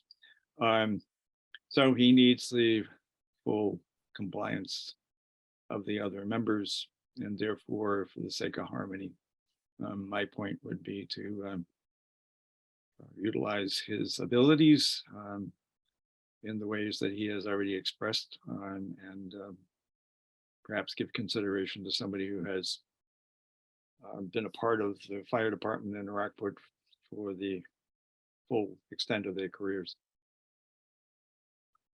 All righty. Anyone else? For me, it's you know, both with his cover letter and, you know, some points he hit on tonight, I see him as looking forward the most. He was talking about, you know, the operational efficiency, preparedness plans, and the hazard mitigation. I know a couple other members mentioned that as well, but I feel that he is he's looking furthest down the road, you know, further either than me, because, you know, my biggest thing was to ensure the department had policies in place. So I'm glad to see that is finally in place. I'll have to grab myself a copy. But other than that, I see Nathan is looking further down the road than most of the other candidates mentioned. You know, Steve did hit on some good points with getting everyone up to par with proper training. So, but you know, I think Nathan's a great choice. If there's no further discussion, I'll do a roll call vote. Seeing none. Selectwoman Wilkinson, Aye. Selectman Murphy, Aye. Selectman Lilia, Nay. Selectwoman Donnelly, Aye. and Selectman Brackett votes aye. Motion carries. Congratulations, Nathan. I don't know if you want to unmute him real quick, if he wants to say anything. Thank you very much. I appreciate your confidence. Thank you. Congratulations. Are the other assistant chiefs on here tonight as well? I saw Well, did you see them? Assistant Chief Watson. Great. I'm not sure if I saw Assistant Chief Anderson there. I see Russell Anderson. I don't know if that's which one that is, but I Great. appreciate everyone coming out, everyone applied. So I hope, again, we can move forward with the department, and I look forward to working with everyone. Thank you all. Any final comments from anyone from the board? Nope, thank you. Thank you, Alright. everyone. Nice. It was, Thank you for the process. yeah, the process was fair, and it's not easy, especially as Sarah mentioned that you're in a small town. You get your neighbors and so forth. So this is not always easy, but it was a clean process. It was a fair process, and thank you to all the selectmen and town administrator Vieira as well. All right, next on the agenda tonight is interview and consider appointment for a Conservation Commission member. And we'll be discussing Jonathan Lilia tonight. And just so the public knows, I've informed the agent and the chair of the committee that I'll be asking the board exempt Jonathan from our policy 1005. As the board the commission's still trying to get on their feet, and they still have a lot of work in front of them. And the other, I think, 3 members also didn't go through the process, but we did record the recording that the lawyer had with the members. So I'm going to ask the town administrator to pass that on to Jonathan, if appointed tonight, to review that and get a better understanding on what he's looking forward to. So with that, is Jonathan here tonight? Yeah, he's here. I saw him. Alrighty, let's find him here. Mr. Chairman, Herman. Selectman Lilia needs Yep. to say something. Yep. Yes, Selectman Lilia. Mr. Chair, I'd like to recuse myself from the process. Alrighty. Thank you for that. Ross, I also think it's important to point out that that these policies are selectmen policies, and if we feel that there's a need in the best interest of the town to, forgo a policy or amend a policy, it's our right to do so, and we do so when we feel it's really important, which I think getting the Conservation Commission up and fully running has been a major priority for all of us. Yep, that's for sure. Alrighty, do we see Jonathan? Good evening, Mr. Chairman. Can't find it. Where is it? How you doing? Let me just find I can't find your square. Is it on the second page? Clearly Oh, hiding. there it is. All right, I got you now. Should be on your first page. Alrighty. All right, Jonathan, if you'd like to tell us why you think you would be a good fit for the Conservation Commission, please do so. Sure. Good evening again, Mr. Chairman, and other members of the board. It's nice to talk with you again. I believe my talents would be well used on the board. First, I'll start with community involvement. I am 4th generation Rockport, with great grandparents arriving here back in the late 1800s. Grandmother was a teacher in town. Father and mother both grew up in town. I'm a member of the ambulance department for the last 14 years. And then also my son is now a member of the fire department as well. So a long history of community involvement. And of course, my father serving both planning board and now as a member of the Board of Selectmen. So we as a family are involved. And I think that's very important to have a sense of history as to what was and what is now and what we would like to see preserved going forward. From a professional side, I come to the board, or I come as a candidate. I am a lawyer by training, been a member of the bar for over 25 years now. And that type of training where on a daily basis, I use laws, regulations, there have to be interpretations that must be made. And I must make the kind of big picture decisions that work well for in my field with my clients. that's very important, and to be able to bring those professional experiences to town and to the board, and to try to be able to balance the necessary laws, the federal, state, and local laws, as well as the property owner's wishes, is important. And I think that I have a skill set that will allow me to be an active member of the board, and then also kind of help the board move forward from where it is now.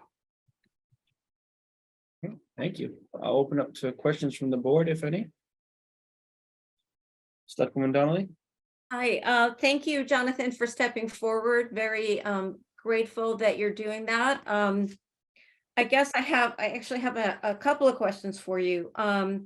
Why specifically the Conservation Commission? What interests you in particular about joining the Conservation Commission? I think the Conservation Commission is an important body in town. Obviously, with people wanting to build, that's important to take into consideration. And then also the federal, state, and local laws. And then also I kind of gravitate towards service that may not be the flashy service that a lot of people tend to go for. I'm not running for Congress, I'm not running for Senate. I don't want to be standing on Capitol Hill. I know my community, and I see an opportunity to serve. I see a body that could use extra members, and then also extra members who wants to get involved in the tough local issues that the board deals with. And I feel like I'm a prime candidate for that role, knowing both the history of the town, having the legal background, and then also, even if you take the example of riding on the ambulance, those are often pressure-packed situations where we have to work effectively with family members and everyone else and get the job done. And those are the type of skills that I think are needed on a board that has been struggling. And I hopefully with my membership, we can move the board forward. Great, excellent, thank you. Now, we're asking that members of the Conservation Commission complete the MACC training, the Mass Association of Conservation Commissions. Is that something you'll be able to commit to doing? Yes. Okay. And then my last question is, should we approve your membership tonight, will you be able to commit to stay on the board for some period of time? I know life happens and things intervene, but it's really important to us to get this commission stable and running and able to function, and once we clear the backlog, to continue to operate. Is that something you're comfortable committing to? Yes, I will be in town, and I will be a member, and gladly be a member for an extended period of time. Great. Thank you so much, Jonathan. Really appreciate it. You're welcome, ma'am. Denise wants you to sign on for life, right? Do you mind? Why don't we deal with the first year, and then you can review. Denise Careful is what like, you wish for. Denise is like, I have a contract written up. I'll Any drop it off after the meeting. any other questions from the board? Just want to thank you, Jonathan, for stepping up and serving your town. And I know you mentioned that the generations of your family, and it's great to see that people like you that have been around for a long period of time through the generations continue to serve the town like your father. And just a tip of the hat. Thank you. Thank you, Mr. Murphy. Selectwoman Wilkinson? Yeah, a huge thanks. I mean, I know Jonathan obviously from his great work on the in the ambulance department, and I think this is a great fit. I think your law experience will be perfect on the Conservation Commission, and much needed as well. I know that they've had some challenges in kind of hitting the backlog and kind of, I think just kind of getting momentum moving forward. But I mean, obviously, we're grateful to the other new members as well. And I think that your membership will be kind of what just gives them exactly what I said, the momentum to kind of, get the backlog done and keep moving forward. Because what's funny is Conservation Commission is definitely, I feel like, one of the commissions that people in town it's gotten more kind of press, right? Because they didn't meet for so long because we didn't have a quorum, but I feel like now people know, kind of know about it, and our people's interest is piqued. So I think one thing would be great is to also work to educate Rockporters more about what the Conservation Commission, like the important work that they do. And I think you'll be really helpful with that as well. So I think it's a great fit and can't thank you enough. It's obviously a significant time commitment. So thank you. I won't make you sign a contract like Denise. Thank you, ma'am. But thanks. And looking at your law background, I'm still going to ask this question because I asked all the other candidates this question. If when you're making a decision and your personal feelings or thoughts are different than what the law may provide, how would you go about making deciding your final vote? I know you might go with the law side anyways, but I'm going to ask that question anyways. Yeah, I am going to go with the law side, and you can feel confident with that decision because both professionally, I work as a financial planner. We counsel people about money and the way both the textbook and both our personal experiences or professional experiences think clients should go. They don't always go the route that we pick for them.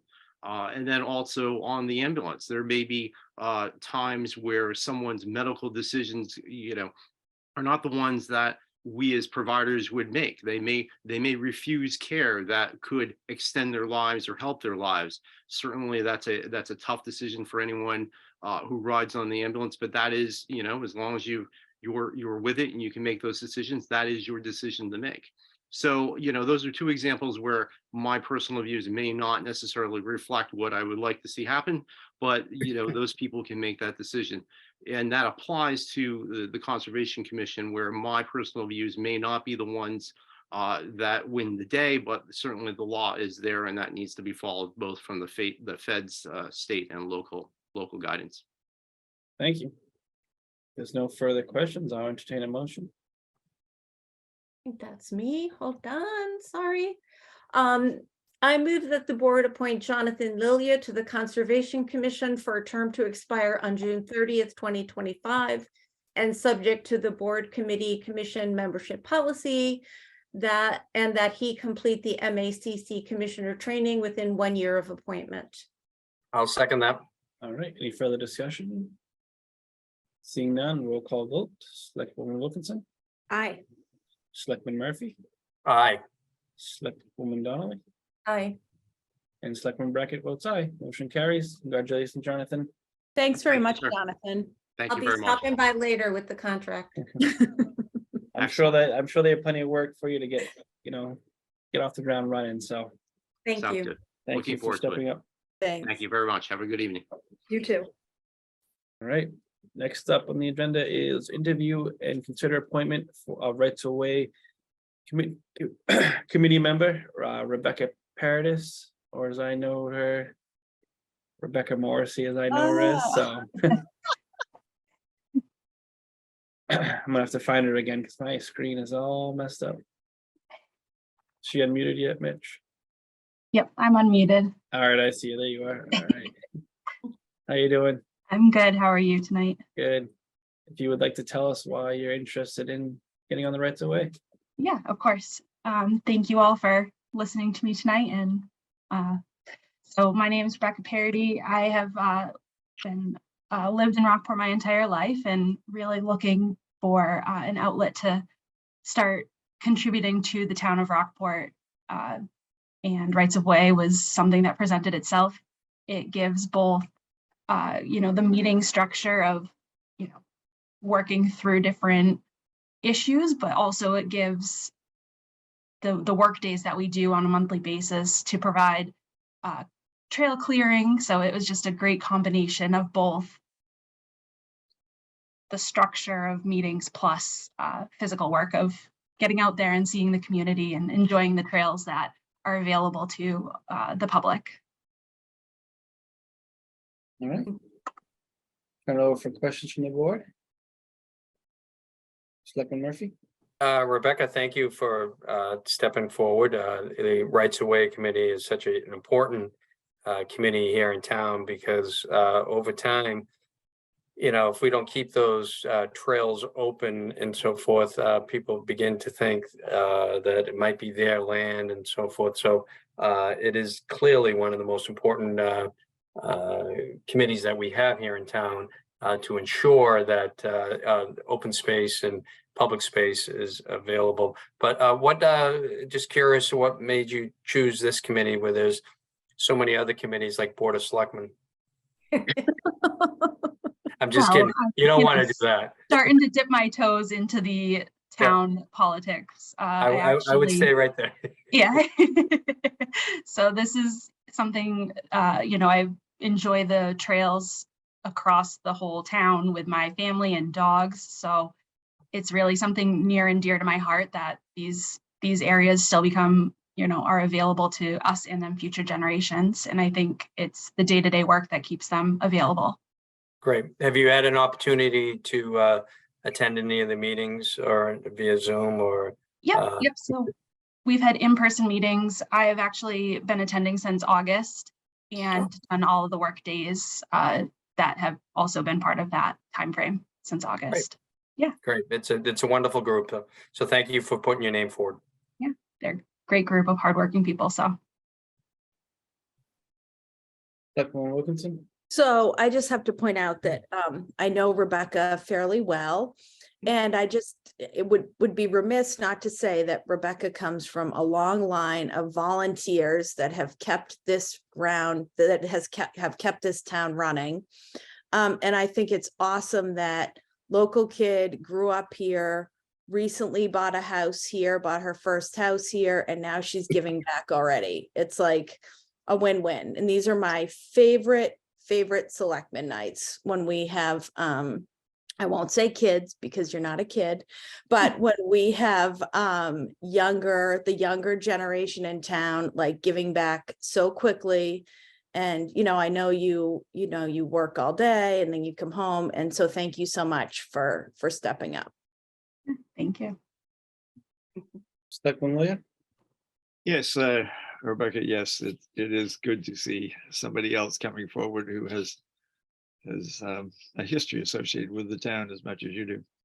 So that's to be appreciated by all of us, as has been indicated. Do you have any idea how many miles there are of rights of way access in Rockport? Do you have any idea? Because I'm really sort of asking a question, whether or not you have a. I'm very bad at distances. Well, it's Yeah. in one sense of the word, it's not the point of my interest. My interest is, as has been said already, to try to make sure that the ways are in fact open and clearly open and clearly marked so that they don't disappear. And I think part of the problem is that we have many more miles of trails than can reasonably be handled by perhaps the total complement of volunteers. I'm envious of the group. For the town's sake, I'm envious of the group that maintains Straightsmiths and Thatchers. It's a diligent group that is well equipped, and I would like to see the Rights of Way Committee have some of that same power of force by virtue of equipment, and by virtue of that, of course, it's grant money that has enabled the Thatcher Island Group and Straightsmith to do what they do.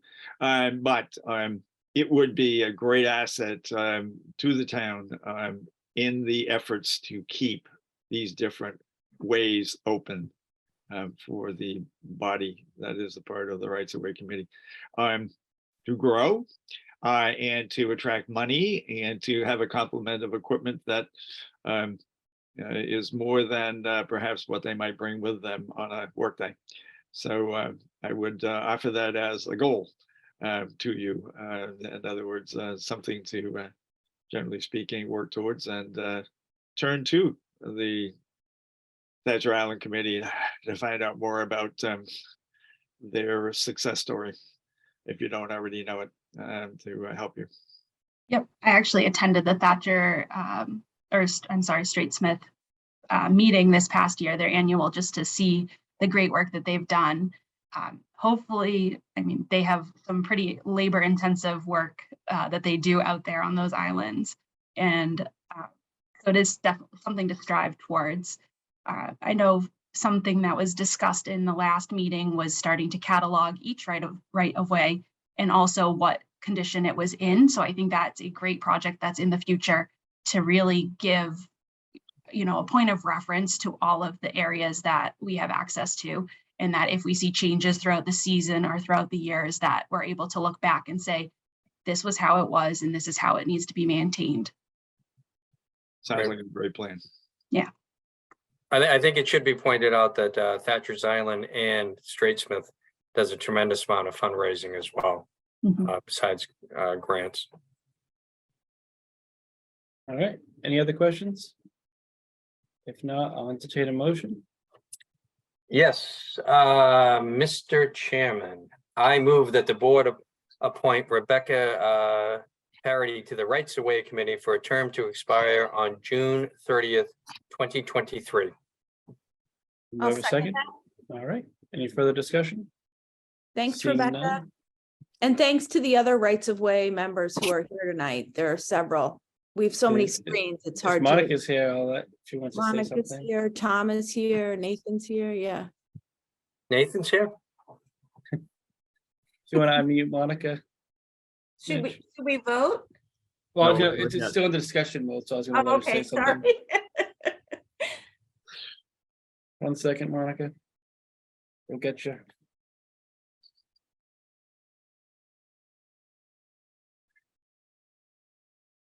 There you go.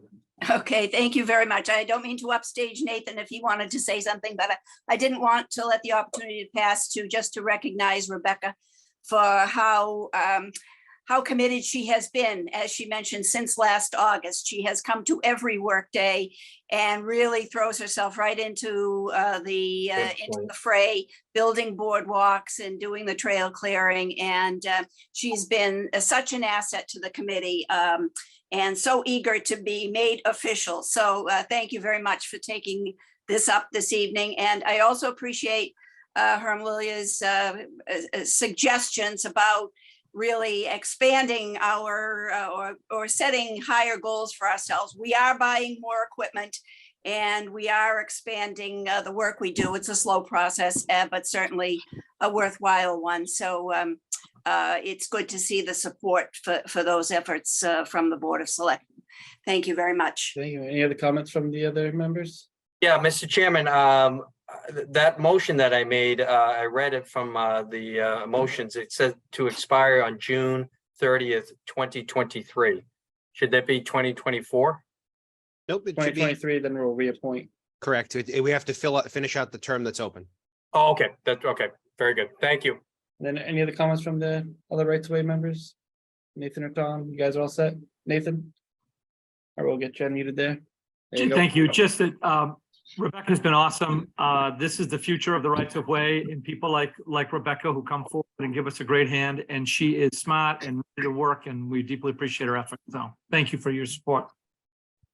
All right, Tom, you all set, you said? All righty.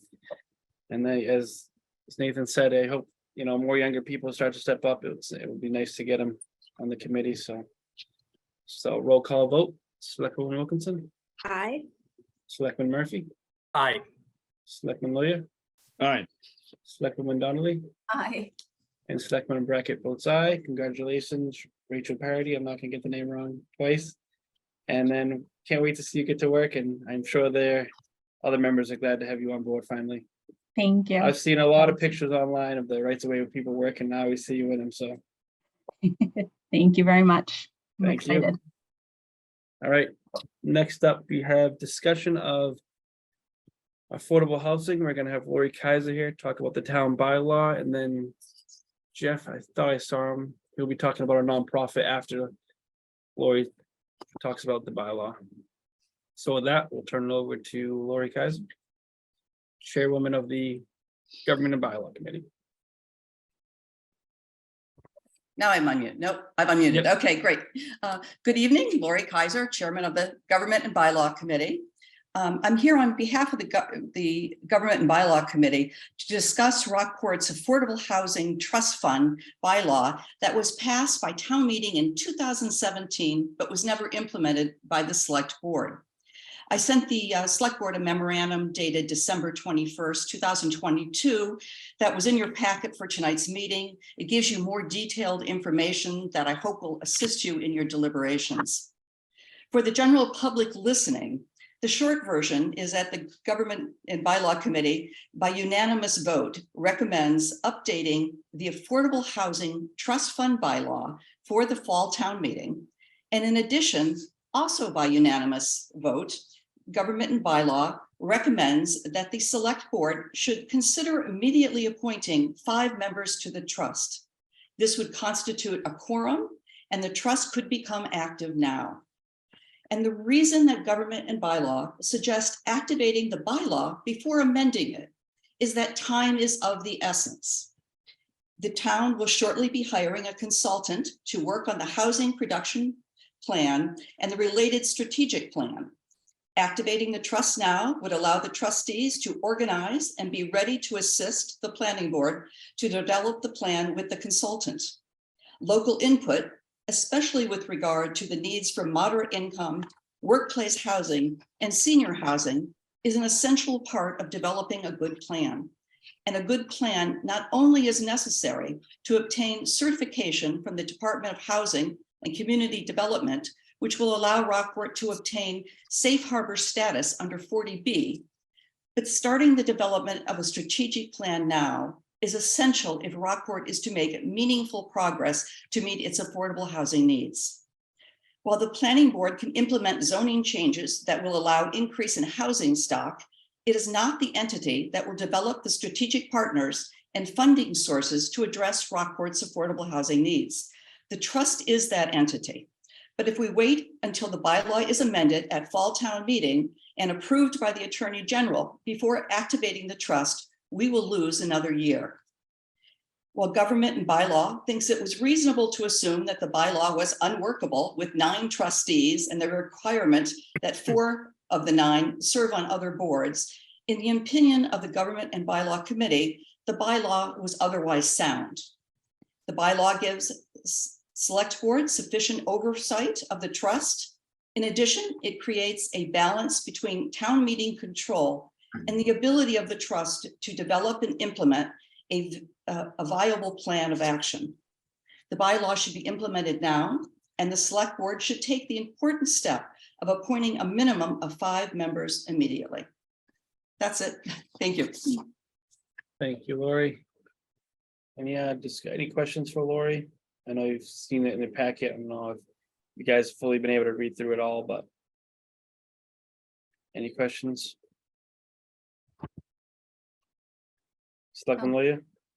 Well, I'd like to reinforce what Laurie has said. Certainly the bylaw that is in place has sat idle for an extended period of time. It hasn't been, the banner has not been picked up. And now there is a core that is interested in picking up that banner and utilizing something that was thought highly of at the time when it was voted on at town meeting. And I think it is something that we should be acting on. As has been said, these housing trusts exist elsewhere, and they are very productive and being a part of the fabric of the community, not necessarily apart from, but being a part of the governmental structure of the community has its advantages too. So I think that we ought to be acting on this with due haste. All right, Selectwoman Donnelly, you had your hand raised. Yeah, thank you. Thanks, Lori. That was great. And Lori and I have talked about this quite a bit. She knows that I'm fully in favor of the town moving forward with the Affordable Housing Trust. As Lori knows, when we discussed this last fall, I am much more interested in the town taking a more strategic approach to this matter and waiting for the housing production plan to be completed so that we have a better sense of how to prioritize which demographic groups to focus on, how to prioritize allocation of resources, and to do this in a thoughtful and strategic way. The Affordable Housing Trust, if you read it, is intended to provide for affordable housing for low and moderate income residents. So, you know, the Affordable Housing Trust as a governmental entity will be in a good position to apply for state and federal funding for support. And I think it'll be important to take advantage of the grant writer we hire, which we'll be doing, I hope, very soon, to be able to provide for that. I think it would be great if we could allocate some of the ARPA money to this. But we don't have this on our agenda to make any votes tonight, so we can't be making any appointments. But I am strongly in favor of this. I think it's really important, but I think we should take a more strategic approach than jumping into it without giving the Board of Selectmen a chance to set the priorities by way of the housing production plan. Selectman Loya?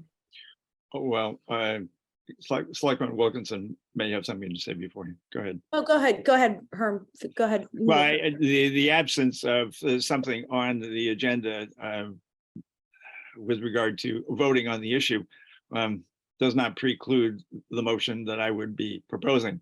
So I would offer a motion in this regard for consideration by the board. But whether you, Selectman Wilkinson, want to make comments now, or whether we want to make comments during the discussion of the motion, that's your choice. But I do have a motion to make. Wait, I don't. I will make comments, but I don't. It isn't on our agenda as an action. His motion is valid. It is on because affordable housing is on our agenda tonight. The motion he's ran it by me already, so it is a valid motion he can make. Okay. Okay, thank you. Sorry. So I guess my comments are, I too am obviously like deeply in support of the Affordable Housing Trust. I think there have been multiple reasons why it hasn't been implemented.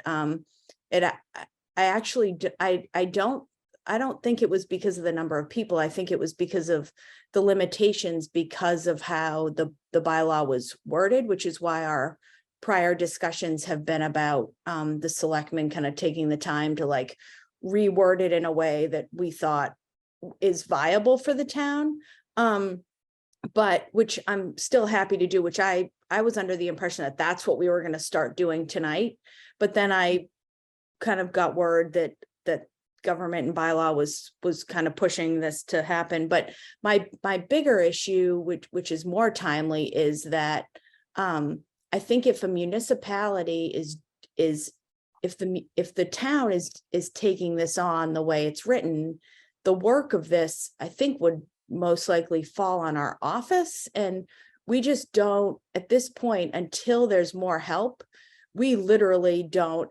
If we were fully staffed and had the 2 other staff people that we're trying to hire, I could see doing this. My problem right now is, and I promised Mitch that I wouldn't put this on him because Mitch never says no to anything, but we just do not have the capacity, like at this moment, to take on this type of work. That's why I was kind of thinking that the board would kind of strategically, think of how we think it would work, and then put the trust together. Yesterday we got like a letter from someone interested. I just feel like it's all of a sudden we were like, oh, we need to start talking about this in January, and now all of a sudden it's being fast tracked. So I'm a little bit. Yeah, I agree on that. I wasn't happy to see the inquiry about, not even inquiry, the application for the position, because we haven't even put it out there, nor have we had a discussion. As everyone said, they're in favor of it. I'm not in favor of the bylaw. I don't think the town should be getting involved in the affordable housing, in the sense that, my understanding is the prices are going to be the prices. So the town's gonna have to buy that lot or that property, most likely at the high price, and then proceed to, make it affordable. I'm not the best knowledgeable person on this. I'm gonna, talk a lot with Herm, or Selectman Lilly, I should say, and learn more and well as read over what Lori Kaiser said. But I just don't think the town should be involved, especially with everything else we are doing, and everything else that gets said about us on we're in favor of this or we're in cahoots with this. So it all, to me, it's another thing that we shouldn't be stepping into. And it's my understanding that the selectmen have to have one member by state law on the committee. But with all that said, it is the bylaw. It was voted on at town meeting. So I would be in favor of getting it started at some point in the near future. So, Selectman Lilly? Yeah, I would offer that it isn't intended to be a burden to the town. It's 5 members selected by the Board of Selectmen. Allow them to investigate what is possible.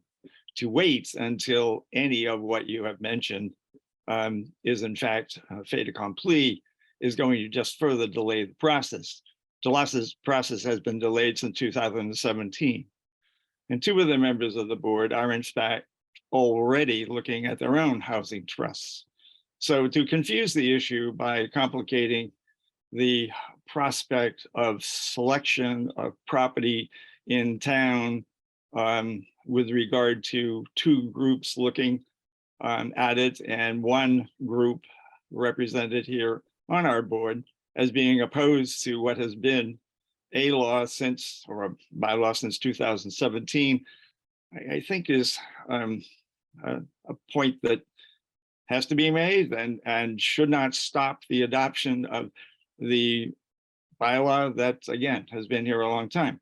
But saying that this is going to be a burden to the Board of Selectmen or a burden to Mitch or a burden to the town, when in fact it is the composition is going to be by virtue of selection of interested members in town, I think that you need to give reconsideration to that. I think we need to get going.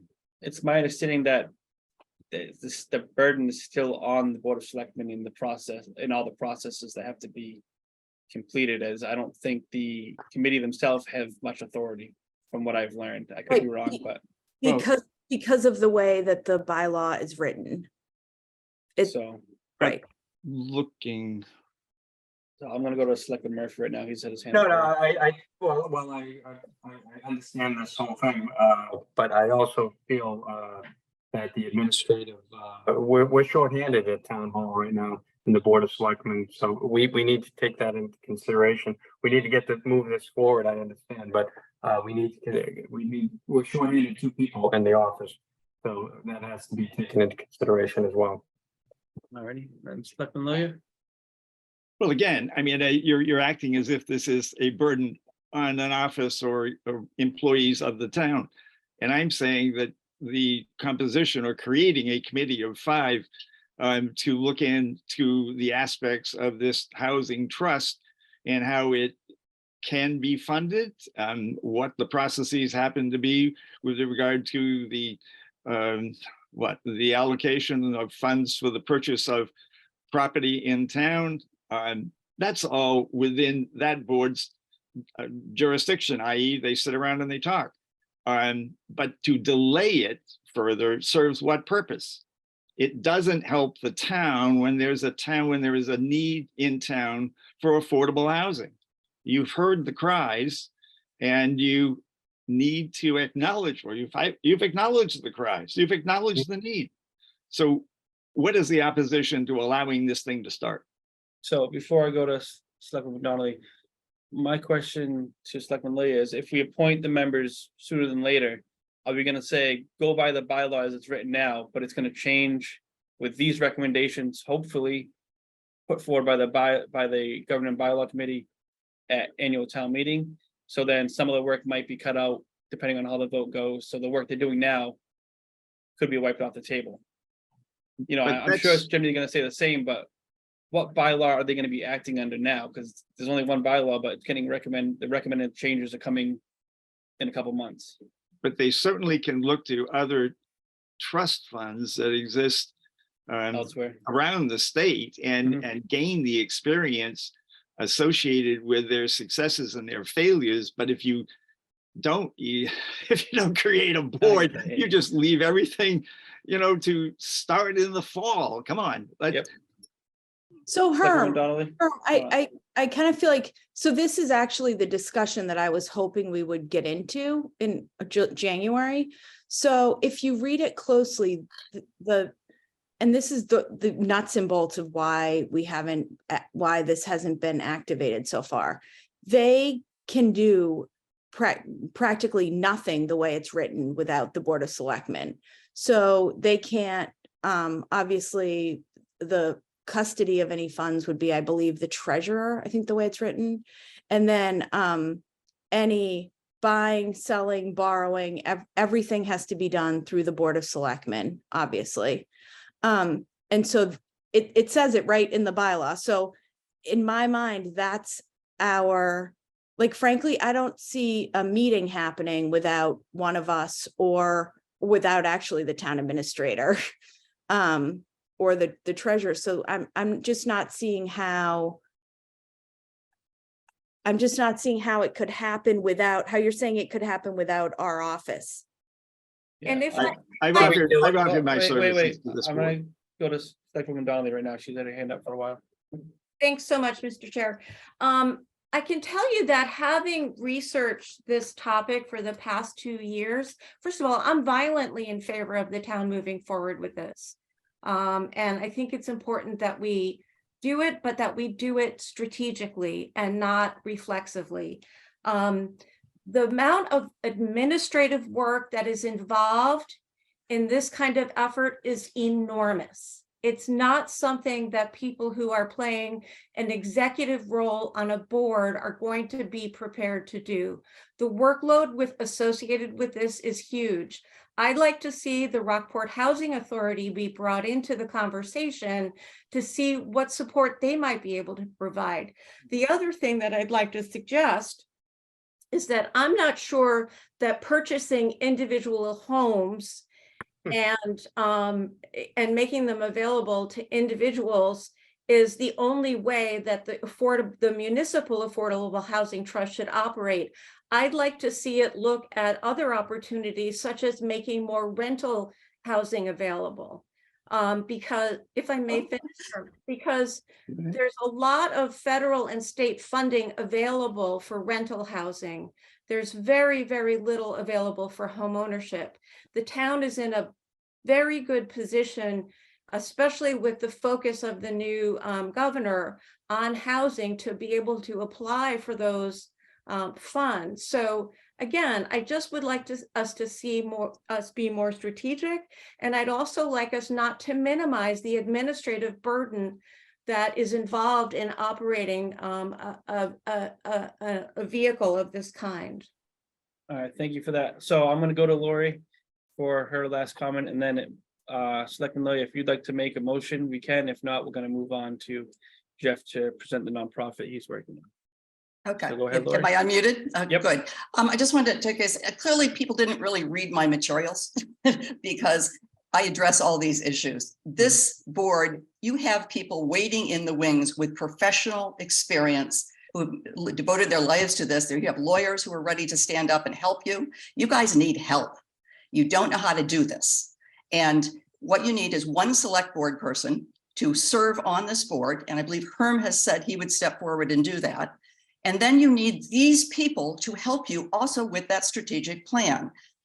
Denise has thought that you're going to keep waiting for, you hope the consultant, that was the point. The consultant will get hired soon. These people need to be on board ahead of time so they can assist you. And there's not going to be, the big burden and administrative burden, and Denise talking about, that there's going to be individual houses. She has no idea.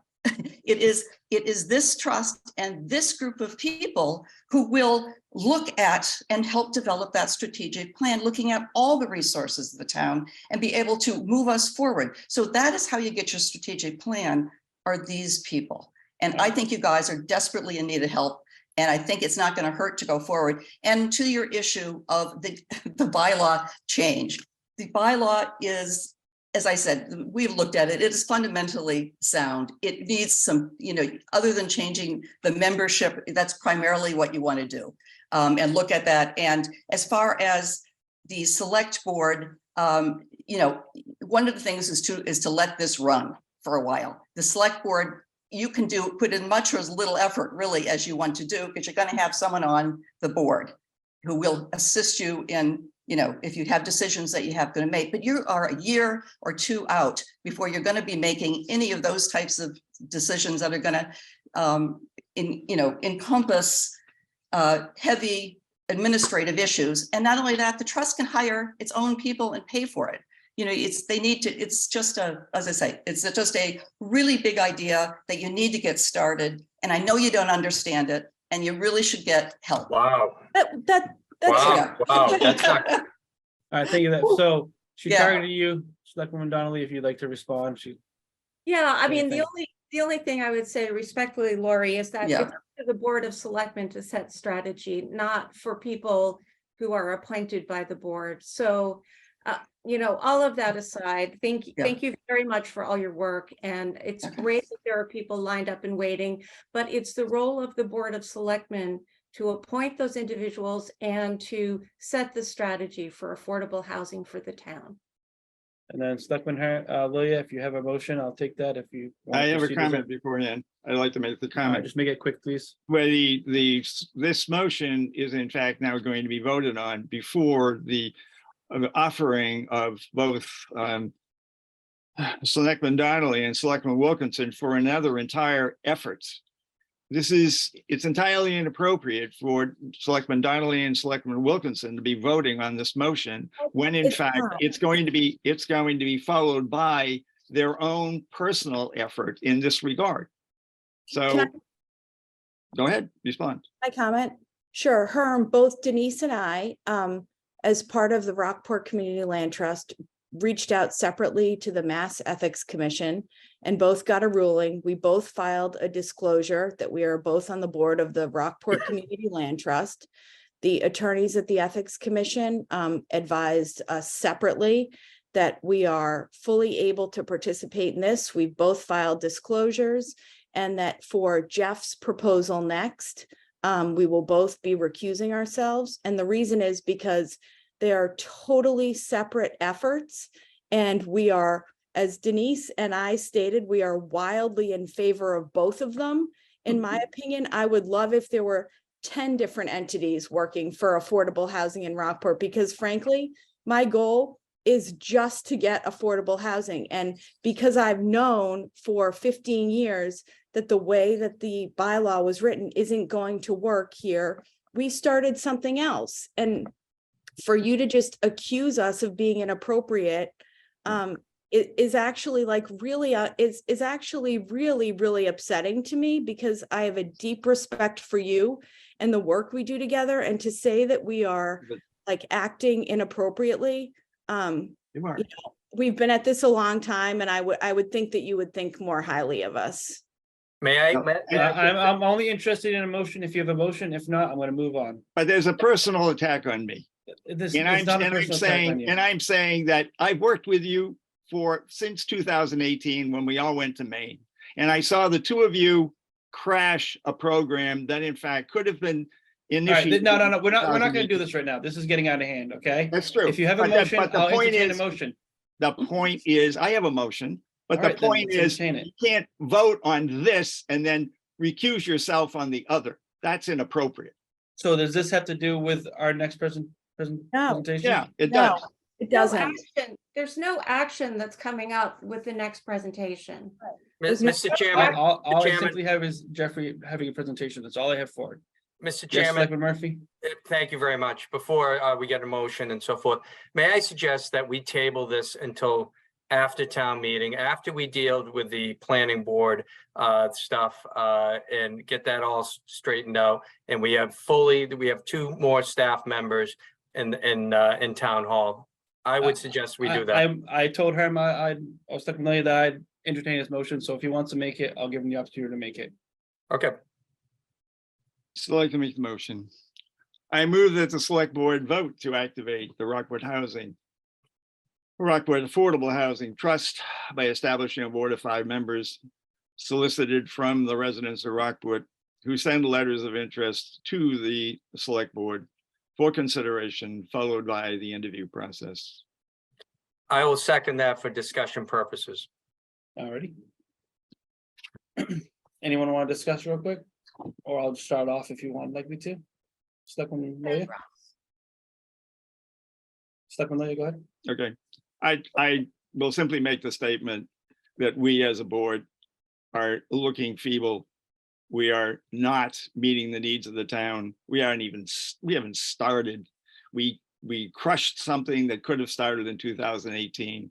Now you want to crush it for another 6 months to 9 months. If in fact the planning board issues or planning board zoning changes aren't taken up until fall.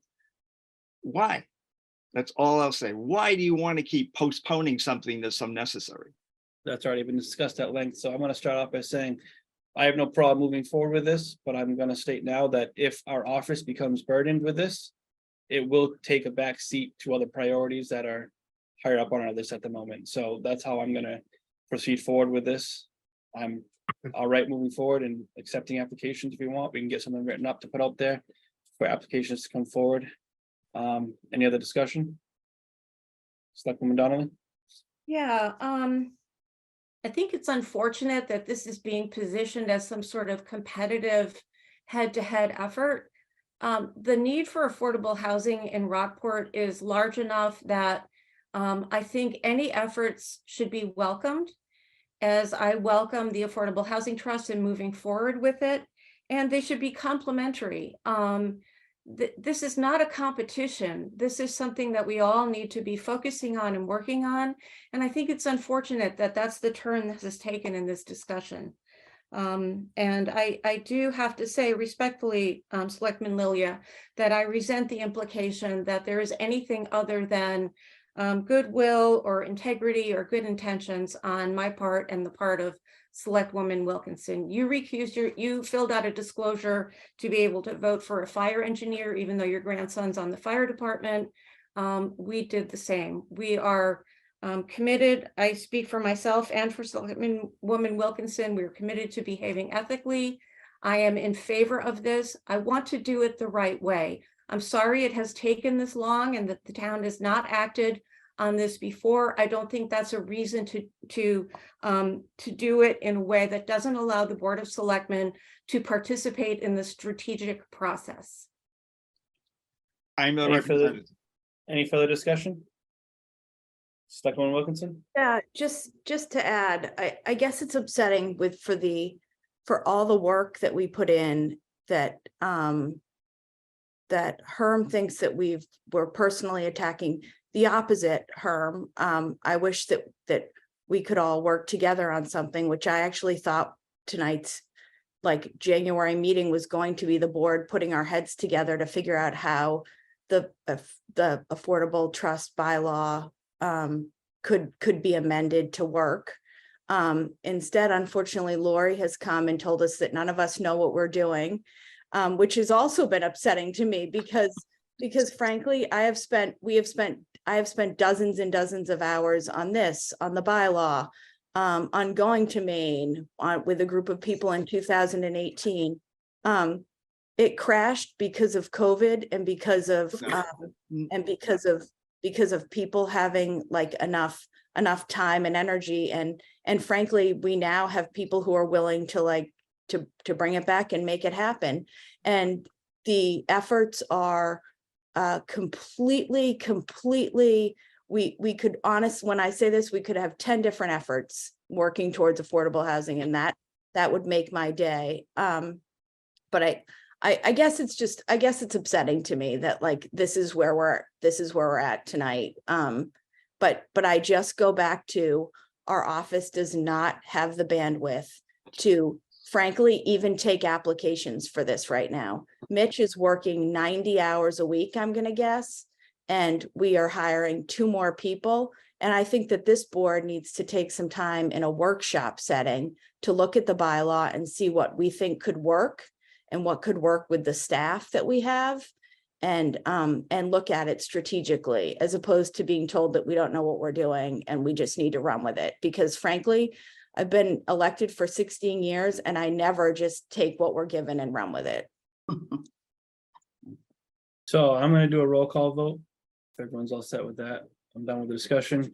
So roll call vote, Selectwoman Wilkinson, Nay. Selectman Murphy, Nay. Selectman Lilia, Aye. Selectwoman Donnelly, Nay.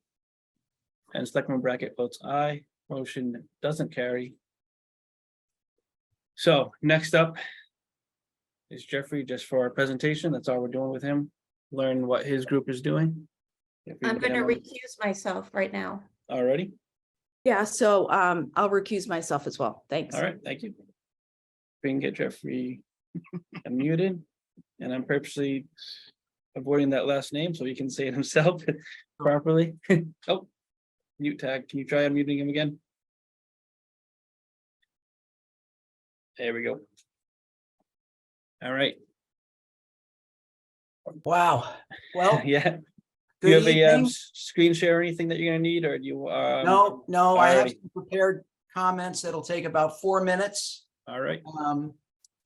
Before I do that, seeing as I've been here for an hour, 2.5 hours, and not really sure what was going to come right in front of me, just want to give you a sense of why I'm on this board, why I'm on this committee, and with the combined efforts of the 5 of us that are currently the trustees that will expand, what we want to do to offer just another avenue, a complementary avenue to other ways of getting obtainable housing in Rockport, not just affordable. Okay. So this is the 3rd committee that I have volunteered since moving here with my wife in 2018. Committed to the town, yes. Born here, no. Of the town, sure. The first committee I was on the Building Study Committee, 2018, led by a wonderful woman who is very active in town, Monica Lawton. We were key, I think, in helping the town to understand the need for a new DPW building for what? The 4th or however many times it had gone through the process. Okay. So focus, committed, understanding the situation. That's what happened on that board. Great people, moved on. I am currently on the Educational Foundation for Rockport. In that capacity, we help the students from K-1 to K-12, supplementing what the town budget cannot afford and allowing for students to get opportunities, travel, scholarships, other things. Very important to the town, very important to me. Do I have any skin in that game other than the fact that I live here? No. So being part of what I'm about to describe in 4 minutes is really just an attempt to offer another avenue for what I call obtainable housing.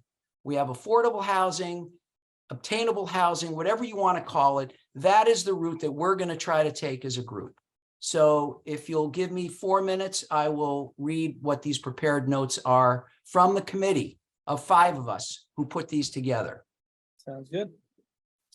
Community land trusts, or what I will refer to as CLTs from now on, are a common and proven model used in Massachusetts and other states to support affordable housing.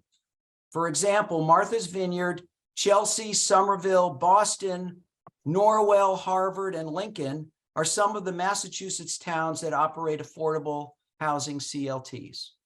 Here's how they work. The trust purchases a home and renovates it as needed. Income eligible individuals apply to participate in a lottery. The winning individual purchases the home while the CLT owns the land. The mortgage contains an affordability covenant, which contains a resale formula that guarantees that the home remains affordable in perpetuity. The homeowner pays the mortgage to the bank and a small fee to the CLT for the land lease. Over time, the homeowner accrues equity in the home, subject to the resale formula contained in the mortgage. CLTs do not sell the land. Rather, they remove it from the speculative market and protected for community use. In our case, for affordable housing. There are many groups in Rockport who need affordable housing, and we realized we had to choose an area to focus on and try to make a start there. Harbor Light Community Partners offers 2, soon to be 3 affordable rental options in town, and the town operates Millbrook Meadow. While by no means sufficient, we thought we would choose another demographic on which to focus. The Rockport CLT Working Group decided to focus on creating affordable housing options for working families. This goal reflects the desire of members to ensure that the town remains a diverse, dynamic, family-friendly community where all can thrive, including school teachers, police officers, and town employees. Specifically, the Rockport CLT seeks to create an inventory of homes in Rockport that serve as sustainable, perpetual income affordable residences for qualified first-time home buyers. Federal and state funding exists for affordable rental housing. There is almost no funding available to support home ownership. As a small group of volunteers, we realized we were not in a position to try to apply for state and federal funding, and we didn't want to be landlords. We wanted to create opportunities for home ownership for families. We recently filed for and received Massachusetts approval as a nonprofit. We are in the process of completing our 501c3 filing with the IRS with the pro bono support of the Suffolk University Transactional Law Clinic. We are told that this approval can take up to 10 months. While we await approval, we have established a fiscal sponsorship with Essex Community Foundation. We are able to and have been accepting tax-deductible contributions through ECCF under their 501c3 umbrella. As a community land trust, we seek to engage with the community. We'll be looking for locals to become members of our trust. Members will elect future board members and help decide future actions. Current board members include me, Bob Rosenfield, Roy Campagna, Denise Donnelly, and Sarah Wilkinson. Ultimately, the board will be comprised of 1/3 community members, 1/3 property residents, and 1/3 local professional and trade members, such as architects, builders, bankers, and so on. We realize we are only one part of the long-term solution to creating affordable housing in Rockport. It's going to take many parties working together and complementing each other's efforts if we are to make any progress in addressing the housing crisis. Every member of our board believes that housing should not be a luxury, and every one of us has worked hard over the past 2 years to bring this approach forward. We welcome participation and input from everyone. Those are my prepared notes for tonight. Thank you for your time. Thank you. I'll see if any of the other board members have any questions for you. Just like Malia. Yes, and thank you for your comments. I fully support the goals. Please tell me what the difference is between what you are proposing and the Island Trust in Mount Desert Island, Maine, which you did not mention. What's the difference? I'm not sure why I would have to mention Mount Desert Island in Maine at this point, so I don't have an answer for you right on this call. If you would like, I can reply to you at a later date when I've had a chance to communicate. But 2 of the members of your board fully understand what that is, because that's what we visited in 2018. Okay. And therefore, I'm curious, immensely curious as to why it was not part of what you were referencing as a type of a type of trust that would in fact ensure housing that remains affordable, because that's exactly what the Bar Harbor or the Mount Desert Island Housing Trust is all about. Selectman Lilia, I cannot comment about things that happened before my time on the board. There are other members of the board that are also new since your 2018 visit. I have full respect for your colleagues on the Board of Selectmen and their intentions and what they're trying to do with this particular community land trust. And I fully support the idea of having another avenue to provide obtainable housing, because we're not supposed to be here, I don't think tonight, to try and say who struck Tom and whose ideas are better to get to the same goal. We should be working together to get to the same goal, which is bring more people into this town for obtainable housing.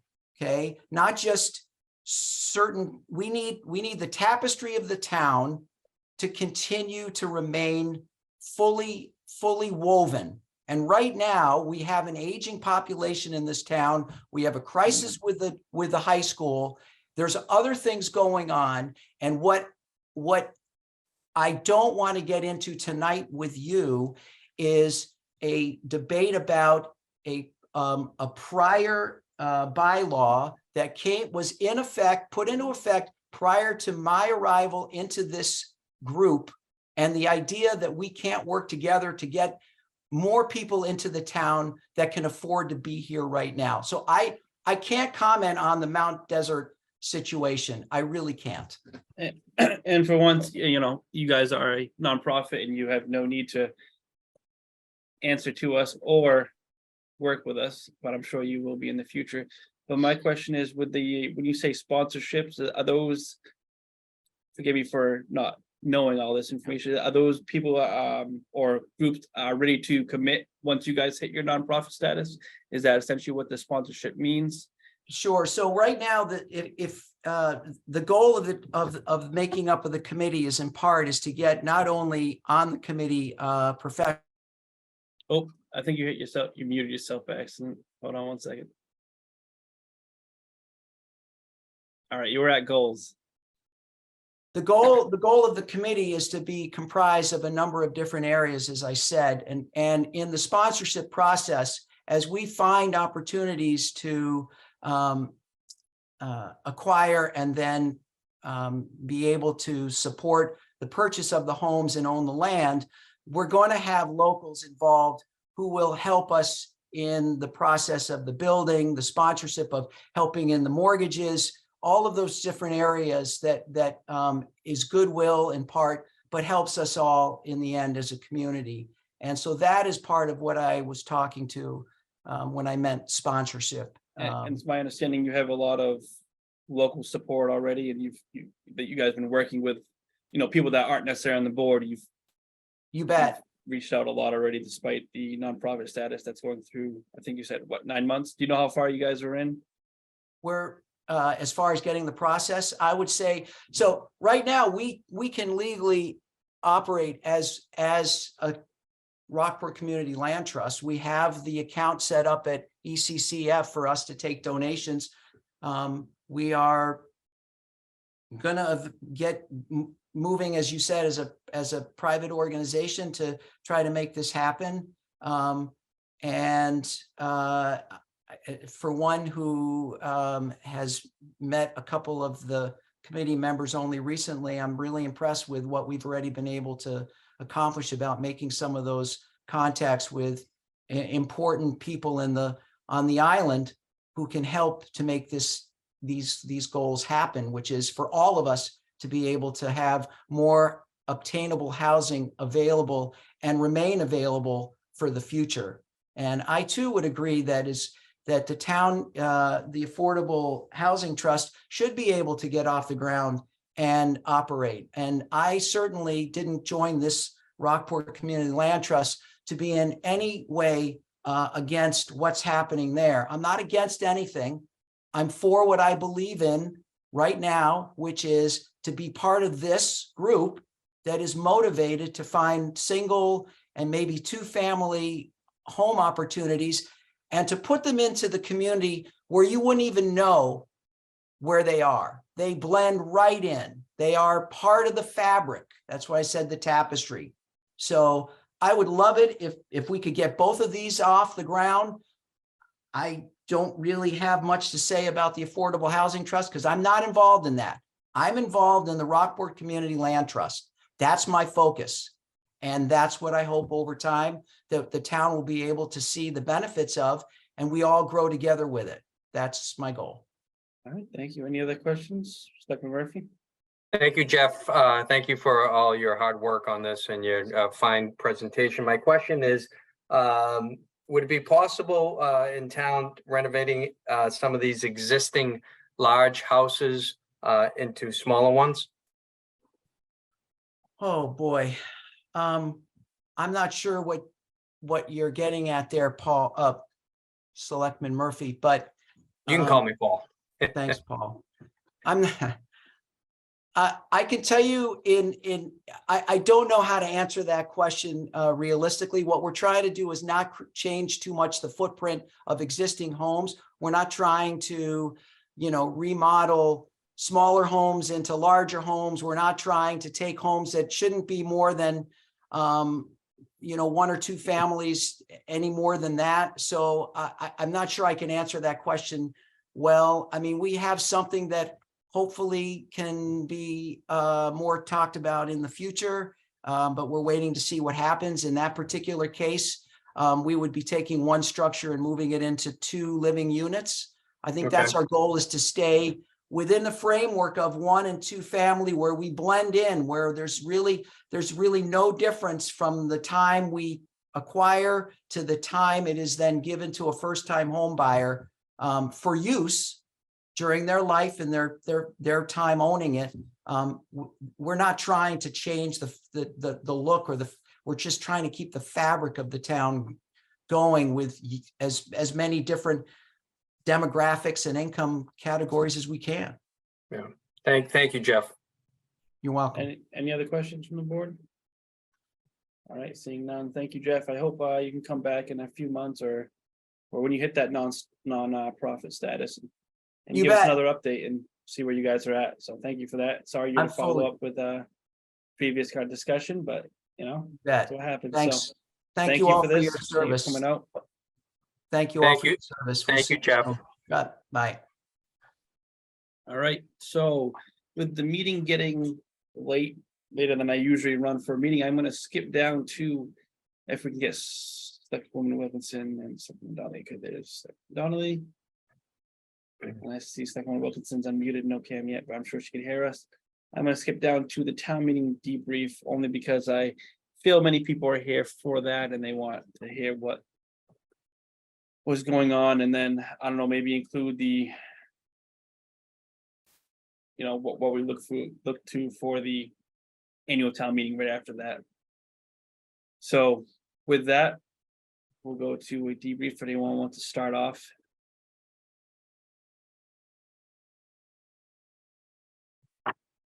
Anyone? I hope they thought the meeting went. Selectwoman Donnelly. Yeah, so zoning is hard and it's complicated, and it clearly is something people feel really strongly about, understandably. And I think, the suggestion we heard from Jamie at the beginning of the meeting is maybe something to consider. It's tough because, the planning board did have public hearings. They did advertise them, and it really is the case, as Jamie said, that people don't really engage until the day of the meeting. And so this is the form of government we have, where people who are maybe new to zoning or not new come to something that's really complex without a whole lot of time to understand it. I don't have the answer. I do think that more education is needed. And I welcome any other suggestions people might have for ways to get residents to be engaged in something this complicated and maybe not so fun to talk about before the day of the meeting. That's all I have to say. Yeah, it was a tough meeting, obviously, there's no hiding that. I do think moving forward, I was thinking of having public hearings that include the selectmen. It will be a selectmen's meeting with a joint with the planning board, as we do get a little more publicity out there and a little more acknowledgement of our meetings. So that could be an option we look forward to. With the sense of moving the warrant articles forward, I would recommend that this is kind of skipping around, but as we look forward to having the annual town meeting, we go there under the presumption that we're gonna defer the motions. And we allow the planning board to see what kind of publicity they can get and information they can get out there. And then we allow the public to have an input. If they think there's enough information out there, they'll vote, no to defer, and they'll move on with the motions. And if not, then we defer them again to the fall town meeting. And that way I just feel the biggest thing is the information. Jason did say that there were only 2 people at one of the public hearings, which, obviously that we're missing something somewhere. So whether that be a Q&A, information online somewhere, we do it, and I also, I feel bad for Jason because I felt he was up there by himself and he was taking all the shots, I didn't see anyone else from the planning board step up and help him out there. I was kind of disappointed in that. So, but other than that, the meeting, kind of got off the rails a little bit at the end. So that's why I chose to challenge the quorum. So, Selectwoman Wilkinson. Yeah, I think all good points. So I frankly think we need to push and I think we need to get together with the planning board ASAP. And I think we need to come up with a plan together. And I think we need to get like clear information out there. I think that we need to be on this. I think we, like Ross just said, we need to kind of be the conduit, the communicators, because people aren't looking, frankly, for planning board agendas. As much as in my selectman dreams, I wish that they were looking at all agendas, they're just not, right? And frankly, when we were in our pre-meeting and someone came to us and said, and Laura Hallowell's actually on the call, so on the Zoom, so I don't think she'll mind. Someone mentioned that she had submitted an amendment and she had just submitted it. And we were all kind of like, oh, and we were piqued, right? We were like, that's interesting. And frankly, I was like, oh, why hasn't this been why hasn't this already come up?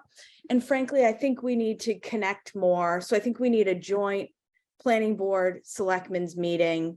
And then we need to do a massive push on social media, maybe like a PDF with just clear bullets. I keep saying to Jason, I'm like, one bullet per article, Jason. And then I think that needs to be shared. And then I think a public hearing that we attend with the planning board, but I think we need to push to get to figure out what's going to move forward and get it done at the Springtown meeting, because I think we need to move on. At this point, it's kind of become like a joke in town, so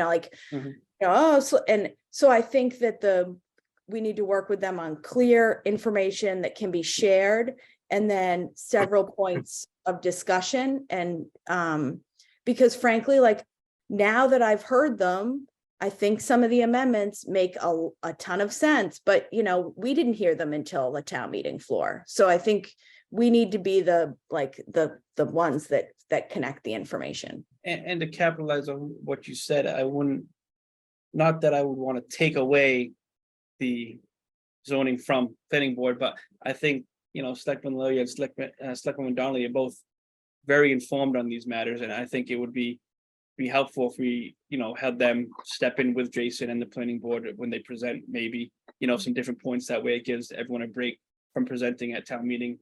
Yeah. And to touch on what you just said, what was your last comment, Selectman Wilkinson? That we need to connect the planning board to the residents. I feel for example, Jason is so deep in it, which I appreciate. But frankly, we probably need a few examples of hey, if you live here, hey, we've looked at, does it make sense to, someone said to me, oh, you're trying to discriminate. I was like, oh my God, no, we're not at all. But if that's the perception, it's on us to we need to, we either need to figure out why we're not discriminating against the other zones, right? Or make a plan with the planning board to be consistent across all the zones. Yeah. And I feel like that needs to happen before town meeting. And my final point is on the amendments for the ones that we do receive 48 hours ahead of time based on the bylaw, although amendments can be made on the floor as well. If we can work with IT and have them written up already so they can put them up on the board, because I for one can get lost very easily when I'm trying to figure out what amendments are being made, even though they were submitted 48 hours ahead of time. I have a hard time following them, especially with the booklet that was 163 pages, I think, or even higher than that. Yeah. Selectwoman McDonald, I saw you had a comment.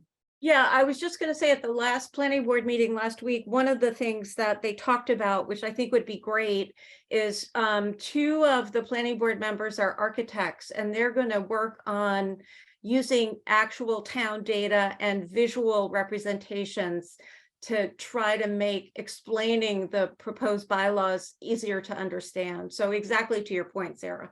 Yeah, I think we need to work kind of hand in hand until we see that product, and then we all need to coordinate together, like getting that information out there, because frankly, like the last thing I want, and I think any of us want, is to get to town meeting and have people feel uninformed. And it's frustrating, and I'm like, there were hearings or this, but I want people to know, I want people to have the information properly. I want them to make informed decisions at town meeting.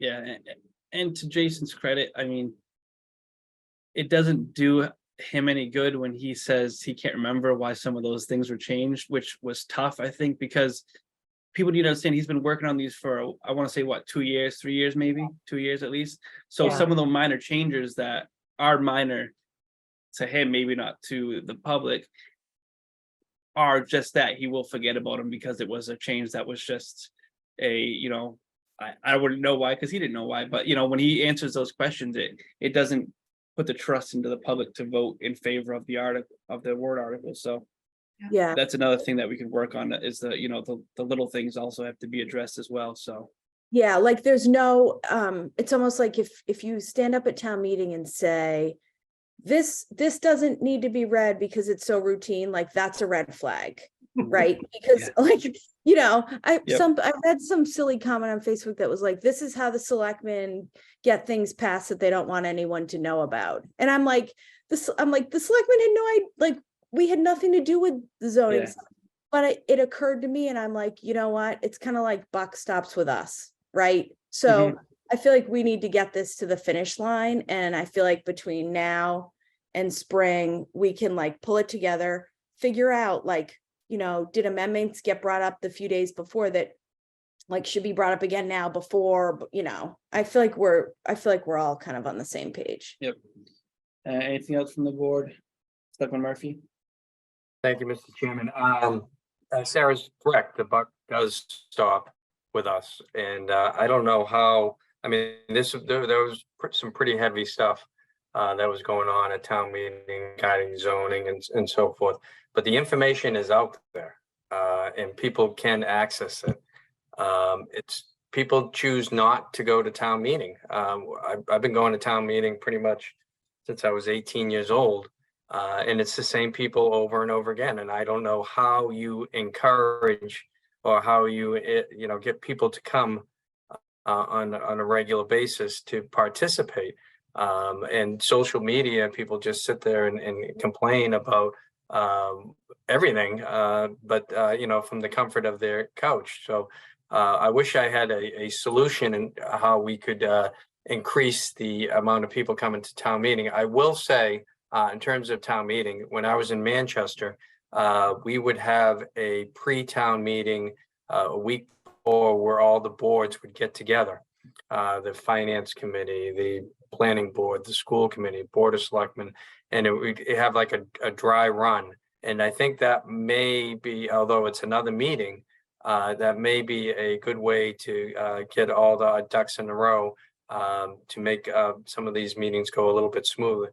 But again, this is zoning changes, very complicated. Just a few thoughts that maybe moving forward, if we could think about possibly having a pre-town meeting where all the boards get together, I think that would be very beneficial for the town and town meeting in general. All right, and then I will, touch on the touchiest subject, which was the moderator. I feel that's how he always acts, and I felt he was in line on many of his comments. He does take friendly jabs at people in the audience many times during all of his meetings that I've attended. So I didn't see any ill will in those. I know the public did get upset. One person was upset because they referred to as a crowd, but he didn't say it in a negative way. He said it in a friendly way, and that's how he's always been. So, and unfortunately, when he did have to raise his voice, he does have the authority to stop the discussion at any point. It is his meeting, as council's referred to it as, and as I've always read it, as the moderator's meeting. It's not the selectmen's meeting. It's not the planning board's meeting. It is where the legislators do take votes. So I am going to entertain public comment because this topic was at the end, and I'm sorry to Laura Hallowell. I did see you raise your hands after. I know you're coming up for the Millbrook Meadow, I'm sure, so I apologize for that, but I will take public comment as this was going to be discussed at the end of the meeting real quick. So Toby, if you'd like to talk, we'll get you unmuted. There you go. Thank you, Toby Arsenian, 95 Granite Street. I think that Paul Murphy's Manchester proposal, a dry run as a public meeting and a public hearing, is an excellent idea. It harks back to what Jamie Medea offered, which I had thought of myself. I give her all credit for bringing it forward. It ought to be a presentation of every article. Last year, you agreed to do the same for the financial articles. I'd been nagging about that for years, and you did it. I fault the form of it, but I give you all credit for doing it, and fixing the form of it is easy enough. Such a meeting as Paul is talking about would cover not just the financial, but everything else as well. And if you're doing it right, you scroll through the articles one by one, just as you do for the holds in Articles 5 and 6. And there's a presentation from whoever's offering, whether it's the Finance Committee or your board or the Planning Board. And then anyone who wants to call a hold, can comment or ask questions. That's if you're in good faith about trying to iron things out beforehand. When you say that the Planning Board held public hearings and all of it could have been ironed out beforehand, alas, no. The Planning Board did indeed hold the public hearings that are legally required. I attended the one before the May meeting. 5 people attended that hearing. I was one, the building inspector another. Each of them was allowed 5 minutes to comment on 130 pages of zoning changes, and then you were cut off. There were no second chances. That meets the legal requirements. It is not in good faith. You, Ross Brackett, just said I was unaware that only 2 people attended the hearing before the more recent meeting. I attended the hearing, but did not speak. When I attempted to speak at the next planning board meeting, which was 2 days later, and Jason Shaw had just invited the audience to comment on any zoning matters, I was interrupted 2 sentences into what I had to say and cut off. So when you hear that the planning board is open to listening, that's fine in theory. In plain fact, it's rubbish. Thank you. Next up is Jamie. Thank you. I'll be as brief as I can. I think you all. Yeah, then state your name on the record. Oh, I'm so Name and sorry. address for the record. I'm so sorry. Jamie Medea, Holbrook Court. Thank you.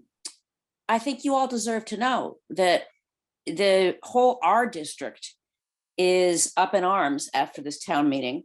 Had no idea that there was these broad changes being proposed. And one of the main reasons is the use of the term affordable housing as interchangeable with creation of more housing.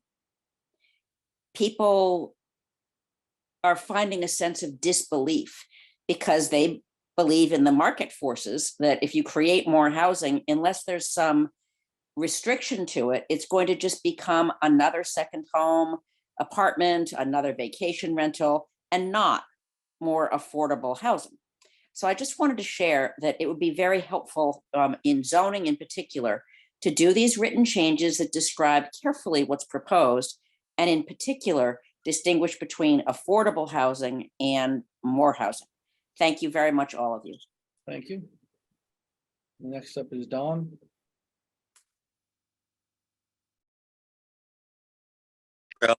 Hello, Yep, can you hear you're me? unmuted. Yep. Name and address There we for the go. record.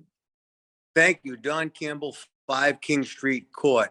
A good evening to Monty and my former members of the Board of Selectmen, and especially our town administrator, Dr. Vieira, soon to be. But I had the unfortunate circumstance of watching some of town meeting. I tried to make it. I had a hockey game for my daughter that night, so I couldn't be there.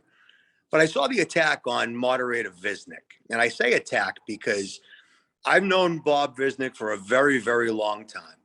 Bob Visnick is one of the kindest, most gentle, nicest people I've ever met. And for somebody to try to assign to him a besmirchment of calling people the crowd, as they said, and hearing how people's feelings get so hurt so easily, and everybody gets their knickers in a twist about everything. Everybody just needs to settle down a little bit. The Board of Selectmen is doing a great job. I'm not here to be a cheerleader for the Board of Selectmen, but I know these people, and these people do a good job, and they have the best interest of the town. Comments are always welcome, but to attack our town officials, especially moderator Visnick, I got to tell you, that one left me a bit speechless. And we need to take a look at ourselves as a town if this is how we're going to treat the people who've done this. So I would ask people for civility when it comes to things like this, and not be so self-important. Sure, I got a big mouth, and I'll be the first to admit it. I don't really care. But I also listen to people. Anybody who knew me at the time I was a selectman knew I was fair. Bob Visnick is a fair person. Ross Brackett, Denise Donnelly, Sarah Wilkinson, Paul Murphy, Herm Lilia, fair people. Treat them that way. They'll treat you that way. But as a town in general, sorry for pontificating here, but as a town in general, we all need to take it down a notch. That's all. Mr. Chairman, I will be in for my jelly donut in the morning. I expect it to be there waiting for me, and I wish everybody a very, very good evening. Thank you. Thank you, Don. All right, with that, we'll jump to the Millbrook Meadow so we can get that out of the way, and then we'll hit the warrant, or the opening close of the dates for the annual town meeting, I should say. Right, where's Laura? There she is. Do you have you want a presentation, or just what you kind of sent us already, what we've already received? I Laura Hallowell, 37 High Street, acting chair of the Millbrook Meadow Committee. If you all received the graphic, that's really the main thing that we're looking at. The signs were never replaced during the reconstruction, and some are contradictory, and some are very old. And so we would like them to be replaced by this 12-inch by 12-inch sign uniformly around the meadow entrances. And if you need more information, I do have photographs of the different entrances, but I think you've all been there, so you know where they are. Right, any Just let me questions? know if you have questions. Would you like a motion and then we can discuss? Yeah, I'll take the motion. I mean, if there's any questions beforehand, we can ask those, but if not, I'll take a motion. I think it's pretty straightforward, so. Mr. Chair, I move that the board approve the requested signage for Millbrook Meadow. I'll second that. All right, any discussion to be had? I think it's pretty straightforward. It looks good. That's fine. All right, roll call vote. Selectwoman Wilkinson, Aye. Selectman Murphy, Aye. Selectman Lilia, Aye. Selectwoman Donnelly, Aye. and Selectman Brackett votes aye. Motion carries. So we'll get moving on those Thank you. signs. Thank Thank you very much. Sorry about the wait. No, it's okay. Thank you for that. So next up will be the open and close dates for the annual town meeting. And I think Town Administrator Mitch will give us a rundown. So, Mr. Chair, thank you. So it is that we're at that point in time where we need to open the warrant, and I'm recommending that you open it as of the 26th and that you close it on February 9th.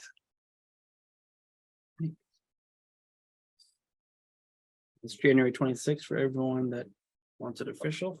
Any questions about it, or time-wise, anyone want to improve it? No, everyone look good. All right, I'll entertain a motion for that. Yes, I move that the board open the annual town meeting warrant on January 26, 23, and close it at noon on February 9th, 2023. Do I have a second? Any further discussion? All right, roll call vote. Selectwoman Wilkinson, Aye. Selectman Murphy, Aye. Selectwoman Lilia, Aye. Selectwoman Donnelly, Aye. and Selectman Brackett votes aye. Motion carries. All right, next up is another good topic, is the evaluation of the town administrator, and I believe our HR is here. Yes, yeah, all my squares are messed up. She's still here, Mitch? Yes, she is. She is.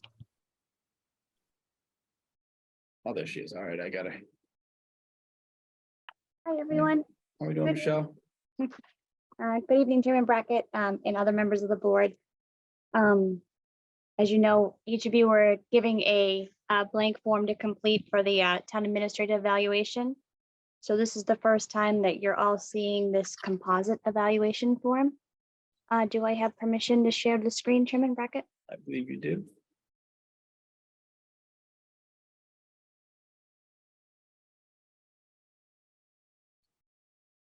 Give it a try again. Okay.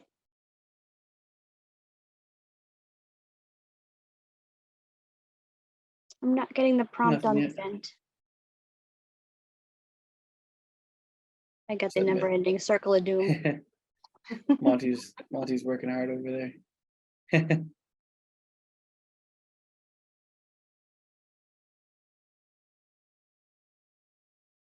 It's set to allow one at a time. Okay, we'll try it again.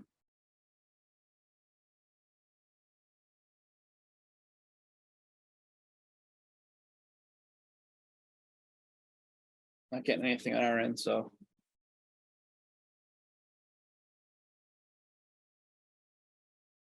Shut it off, Monty, then turn it back on, see if that does anything. Monty, you want me to email it over to you? Sure. You're gonna give me edit rights? I have everything in a PDF already. Okay, it's on its way to you.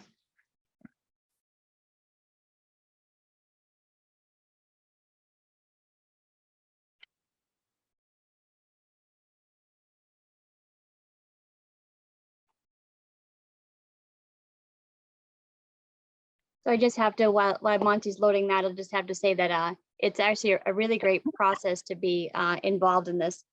And it's really great how much time, effort, and detail each of you have put into the evaluation. I know that it's just another task on your mundane list of responsibilities, but I think it's really important, that we give this feedback and we're able to have these conversations. Michelle, while we have a second, can you just explain what the process is, just so people know? Sure. The process is that each member is given a blank template. Mitch is also given the same template to do a self-evaluation. And each select board member sends me their completed task, and I combine them all together into one document to share with you all, for you to review and to vote on to accept the evaluation. Monty, any luck? Yep.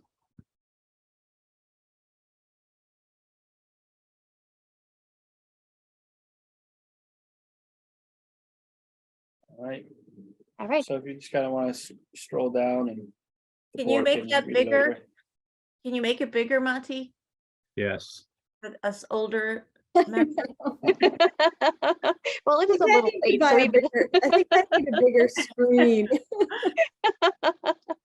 That better? Get this on the television. Yeah, that's better. All right, so the first section, performance standard, is budgetary financial administration. I was able to combine everyone's comments onto this very briefly. The best comment was, he continually impresses with misgrasp in management of the town budget. No pending problems. Can you ask for more than that? Personnel administration.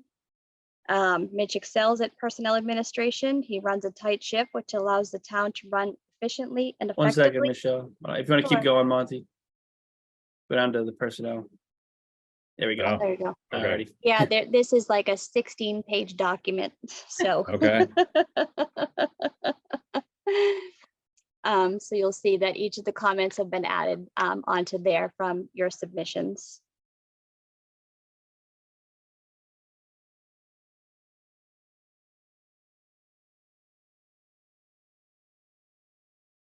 And again, the detail and the examples are fabulous.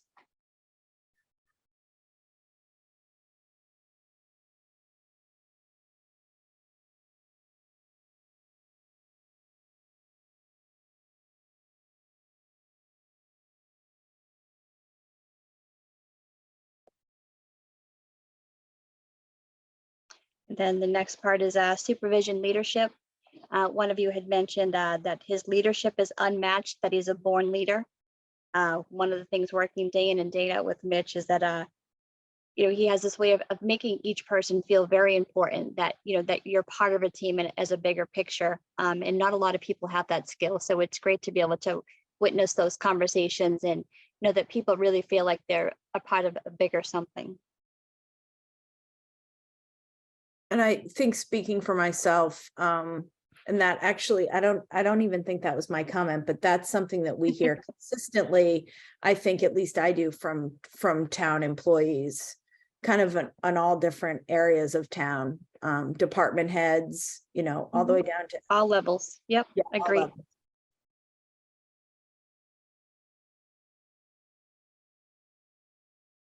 The next section is staff development. Someone's comment was, in the past year, Mitch completed the coursework to become a conservation commissioner. I don't know about the rest of you, but I only have 24 hours in my day. I don't know what he did in a former life to get like 35. It's insane. The energy level that goes with it is insane.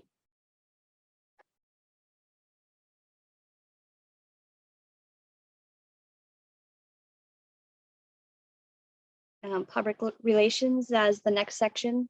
One of the comments is Mitch has demonstrated the ability to keep his eyes focused on the facts and remain dispassionately committed reality despite many efforts to distract him. And there are many. Oh, it's interesting. Our comments are very consistent, I would say. Yeah, and I do want to say that under this section, it is understood that that's his role for the public relations. Is I know some of the public like to get on him about other things, but his job is to be the face of the office at this time, because we don't have anyone else in there. So he's not always able to get to everyone. He's not able to get emails and phone calls, and he can't get everyone's answers. So he does get a little beat up on online sometimes, but just understand that in the office and to the selectmen, he's doing his job correctly, and he's following what he's supposed to be doing. Certainly working very hard and clearly dedicated to the town. That actually leads us right into our employee and labor relations. As someone said, we are very lucky to have Mitch. His skill level allows all sides to come out of negotiations feeling as if they won. So he seems to enjoy a role that is not always easy or satisfying.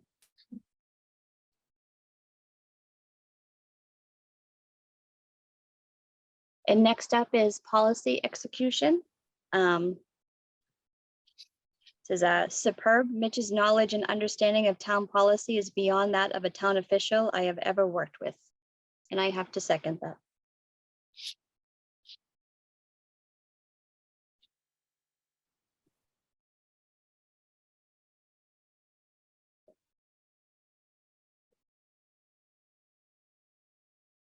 Next up is interaction with selectmen and other town boards. Outstanding with confidentiality and does not subscribe to the hearsay or gossip.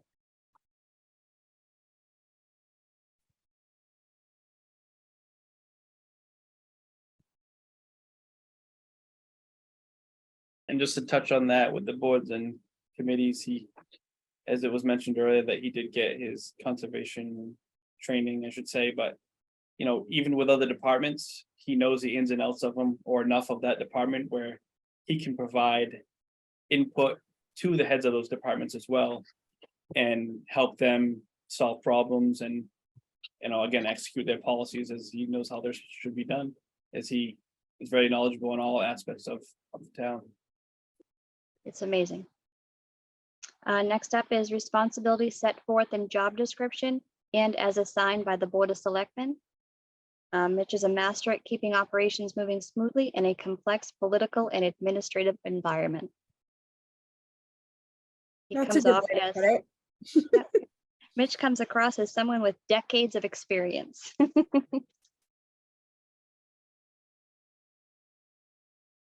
Even though he's 25 years old. Not really, he's not. And that was the, at the end there, you'll see an overall comment that was submitted. So I just included that as well for full transparency. Great. Thank you. You're welcome. Great, thanks, Michelle. Absolutely. Anyone have any comments on what they saw? If they, I can. No, want to make a motion for that. Sure. Selectman Murphy. I've been on this board 12 years now, and I'm amazed. No one's perfect, present company included, but Mitch is wise beyond his years. He's always even keeled. I've seen him get upset, and it's unusual, but he can get upset. He represents the town very well. We're lucky to have him. I think he enjoys Rockport, enjoys the people. He loves being in charge. Every time a situation, especially an emergency situation, he rises to the occasion, and he keeps the Board of Selectmen very well informed.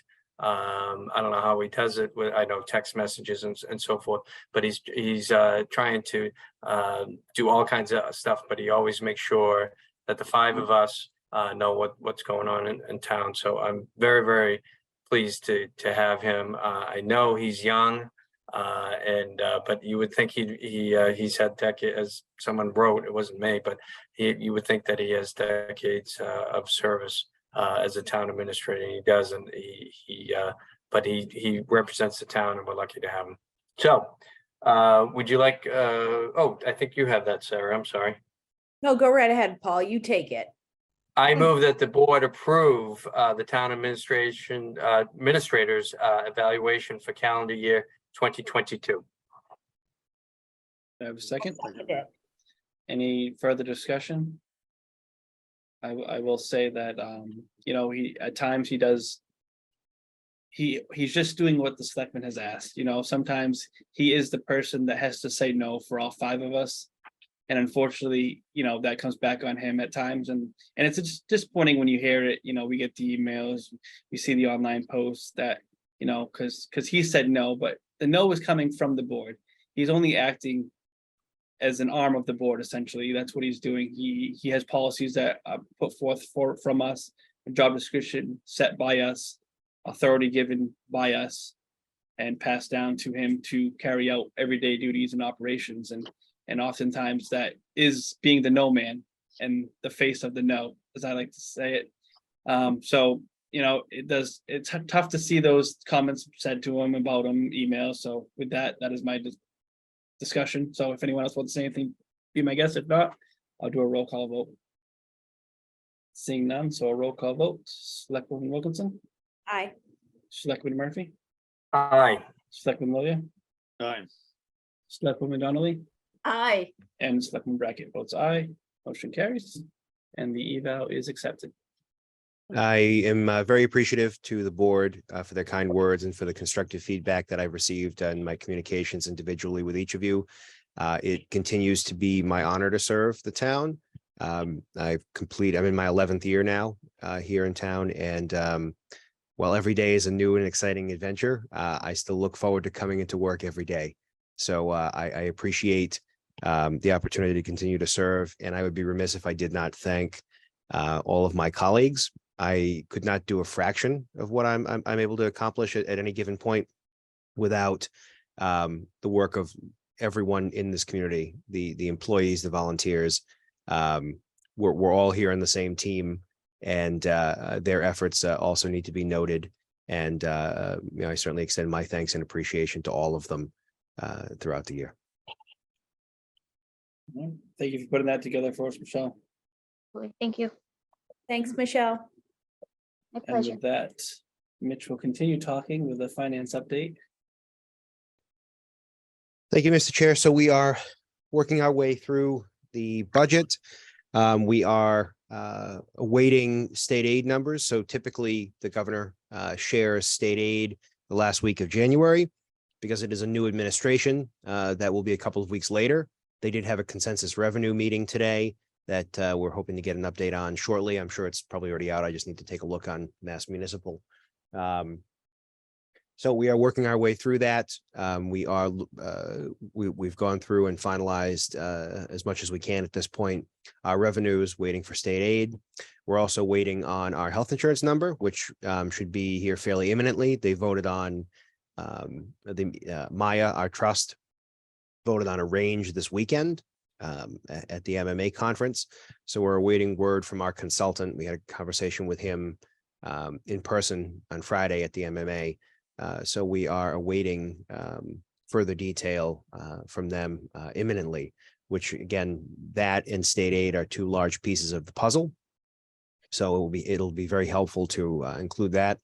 Until we have that information, we're not able to really finalize everything the way we'd like to. We have some areas that we are looking at for some targeted growth and areas that need some additional attention that we've talked about for a number of years. And we've been methodically trying to add in. So once we get that additional information, we'll be able to know what can stay and what can't.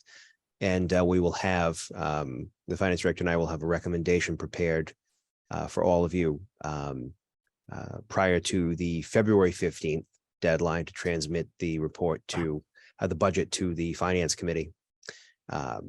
If we are still waiting for state aid for some reason at that point from the governor, we will operate on a level funding process and proceed from there. And then if there's changes, we'll work with the finance committee to make those as we move forward. Capital, we are awaiting our certification of free cash, which will be indicative of how much we can clear through on our capital needs list. The needs are varied and many, as they always are. We've been very fortunate the last few years to have good free cash numbers. And that's helped us to really start to put a dent into the backlog, but there are many more areas. It's important. It's discussed very frequently at the DPW commissioners meetings and a variety of others that water and sewer infrastructure are major needs. Paving and pavement management are major needs. Facilities are major needs. So folks will start to really see numbers relating to that as we start to move forward. Dealing with I&I inflow and infiltration for through DPW is a major issue and one that we need to continue to work on. So I do know you will see that. General projects for DPW and capital this year, we will be minimizing to some extent. The staff will be focusing very closely on the new DPW facility. We'll be using some of our staff to assist in the OPM process in an attempt to save on some costs as we move forward in that particular area. So we need to be cognizant that we need to get the facility built and we need our staff to be part of that process. So we will be cognizant about how much we continue to pile onto their plates as we move forward. And again, the other departments, all of the requests and the needs are pretty standard. So we are we'll be working our way through that once we have the free cash number, which is really the critical piece. And then from that point, we can make a determination through CIPC if there is a need to do any borrowing. I do anticipate as of now that there will be a need to do some borrowing.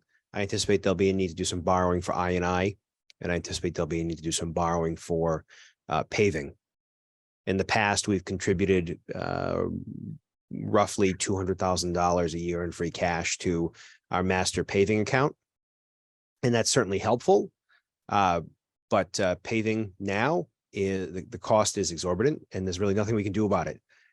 You know, we came into this year with funding from I want to say a year and a half ago for paving and utility work, and now we'll be lucky to get half of the paving done that we had anticipated because of the cost increases that are impacting everyone. We're certainly not immune to those. So we're cognizant of that, but I do anticipate that we will need to continue to make some forward progress with I&I work, very particularly. You know, we certainly have some significant areas of focus there, and kudos to DPW. They have spent the last year really focusing on that, and I think that that's something that's really critical. So you know, there is some general discussion going out there about collaboration with the other Cape Ann communities on wastewater. Even if that is to happen down the road, we still must address our I&I problems. We simply couldn't connect somewhere else and say our I&I is fine. So those still need to be done. So we're trying to be very cognizant of that while realizing that we need to be aware of where we are financially. So we're trying to continue to go through that balancing process. That's always a challenge, and we'll certainly present the information to this board for your final determination before it gets sent to Finance Committee. That'll be again over the next couple of weeks as we make our way through. General updates, town meeting, enough said on that. So we are progressing forward now with the annual town meeting. You've opened the warrant. We have some draft citizen petitions that have been provided to the office to get some legal input. Those are due back imminently from town council. We'll get those back to the original petitioners so they can gather their signatures. And we will be starting to prepare the general warrant and the general areas of focus. So we are working our way through that over the next couple of weeks. Town meeting, as you're all well aware, between now and April 1st, everything happens so rapidly. So we are really working to keep pace with that. The finance director and I are meeting several times a day to make sure we're keeping pace with the budget and that we're addressing the areas that we need to. And that is my general overview at this point. Any updates from the board? Oh, I'm sorry, Mr. Chair. I apologize. I have one other area I just want to raise to the board's Oh, attention, if I may. My fault. I apologize. Town hall. So we had looked at some green community funding for some ventilation upgrades, and that has led us through our DPW projects manager, Steve, down a path of realizing that before we can make the necessary upgrades to any type of ventilation or HVAC in this building, whether it be a smaller system or whether it be a large scale system, we have two critical areas that have been brought to our attention through this process. We need to address the asbestos that is still in this building. The vendor has made very clear they will not do any work until there is asbestos remediation. Asbestos is sprayed onto the ceilings on the first floor and the ground floor, and in some piping in the boiler room. It's also in the floor tiles. The floor tiles are the most secure, for lack of a better term, right now. There are 4 coats of wax over that. But the any HVAC vendor could not carry out work right now without doing some remediation. So we have DPW looking at what that would mean, what that would cost, what that would look like. But that is something that's going to be coming down the road that will be a roadblock to doing anything further here until we can get that addressed. The second issue that has come to light again through this process is the electrical system in this building. We are at a point now where I had to put a note out a couple months ago. People can't have certain types of space heaters or coffee machines or things like that, or microwaves in certain areas, because we continue to pop circuits on a pretty regular basis in the building. That coupled with, we've got 4 different fuse boxes here, and I mean there's at least one actual fuse box here. It's a significant problem. We've really maxed out the electrical capacity for this building. We had a little bit left, and we added on the EV chargers, and that has just about taken up all we have for capacity here. The electrical system is extremely dated. If you were to open a panel now in the building, it would say one thing, but in reality means something else. And we have to rely on those people who've been here for 20 or 30 years to decipher what it actually means. So something that may say, town accountant on it, in reality really means the small office that Carrie works out of the side on the side, but we know it because somebody knew that's where the accountant is. But we're at the point where we have to really look at that. So DPW is gathering some proposals to address the electrical needs in this building. So those are two items that were not anticipated as imminent, but in reality, they are imminent. So I want to just bring those to the board's attention, and we'll look at what that means. Thank you. Thank you. All right, and I saw some hands for some updates from the board members. Oh, yeah.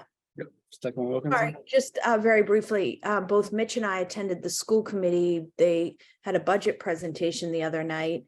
And I will tell you, the new superintendent has created a budget book. And when you go to the school website, which is rpk12.org, it's the first thing that pops up. And it is worth the read. It is a comprehensive look at the current state of the school, the proposed budget. Mitch, what else? What am I missing? Budget, enrollment. It is a comprehensive look. That's a good way. Yeah, a full comprehensive look. And I actually said during the meeting that I feel like I think this is the fourth superintendent I've been on the board through, and kind of the transparency has and technology has obviously improved with each superintendent, but this is just this is fantastic what he has created. So with his team, obviously, worth a read. And next, obviously, the school budget will become part of the budget that's presented to us and FinCom. Thanks. That's all I think. Anything else from anyone? I will say I did attend the MMA trade show, which was very interesting. It was good to see. I mean, I learned a lot from, not being able to go to it for 2 years. I didn't even know it existed, to be honest. I'm used to coffee shows, but even those went virtual during the time too. So, but it was interesting, you got to see all people that do the work for us and hear from them. And, Mitch got to introduce me to a lot of people. And of course, we got to see council and talk to them about a few things, and just very interesting. So I was glad I got to see it. I did go to a seminar or workshop, as they want to say, about case laws, stuff like that. And Rockport was mentioned, it's of course, because all the cases against us this past year. So that was interesting to see us as not one of the side shows, but we were mentioned on one of them. So, but it's not everyone would like to know. So, but if not seeing any more, I'll just, not that there's much left, I'll go to public comment. So if anyone in the public would like to comment for anything in the last part of the meeting, and if not, we'll go into executive session. I think that's me. Yep. I'm that the board. Oh, wait, hold on 1 second. Someone just Okay. raised their hand. Sorry. Okay. Diane. Hi, Yes. Hey. 17 King Street, Diane Vallis, 17 King Street. I was just asleep at the switch after such a long meeting. I just wanted to say that there's a group of us that are also involved in learning about affordable housing. And I can't agree more with Jamie about supporting in some way, some kind of instruction, education for people. There's so many terms that affordable housing is a particular term. There was a new term that is now being passed around called attainable housing. There's, what housing stock means, and people are enormously confused and making up lots of reasons as to what's going on. So we would love to support anybody, including the planning commission. I talked to the planning board that we would be happy to support anybody in creating some kind of a forum for this town to talk about these issues. I also am continue to be concerned about the ARPA funds. My understanding is the Treasury Department has a deadline of March 31st for how we're going to spend them, what our plan is. No, Mitch is shaking his head. 2024. 24, not this, okay. Because it's been postponed so many times now with, we bring it up every time of the select board, and we'll continue to bring it up. And I really, continue to bring it up that the public wants input on this. This really is important for us to have input. So thank you for listening, and thank you for your patience on today's longest meeting.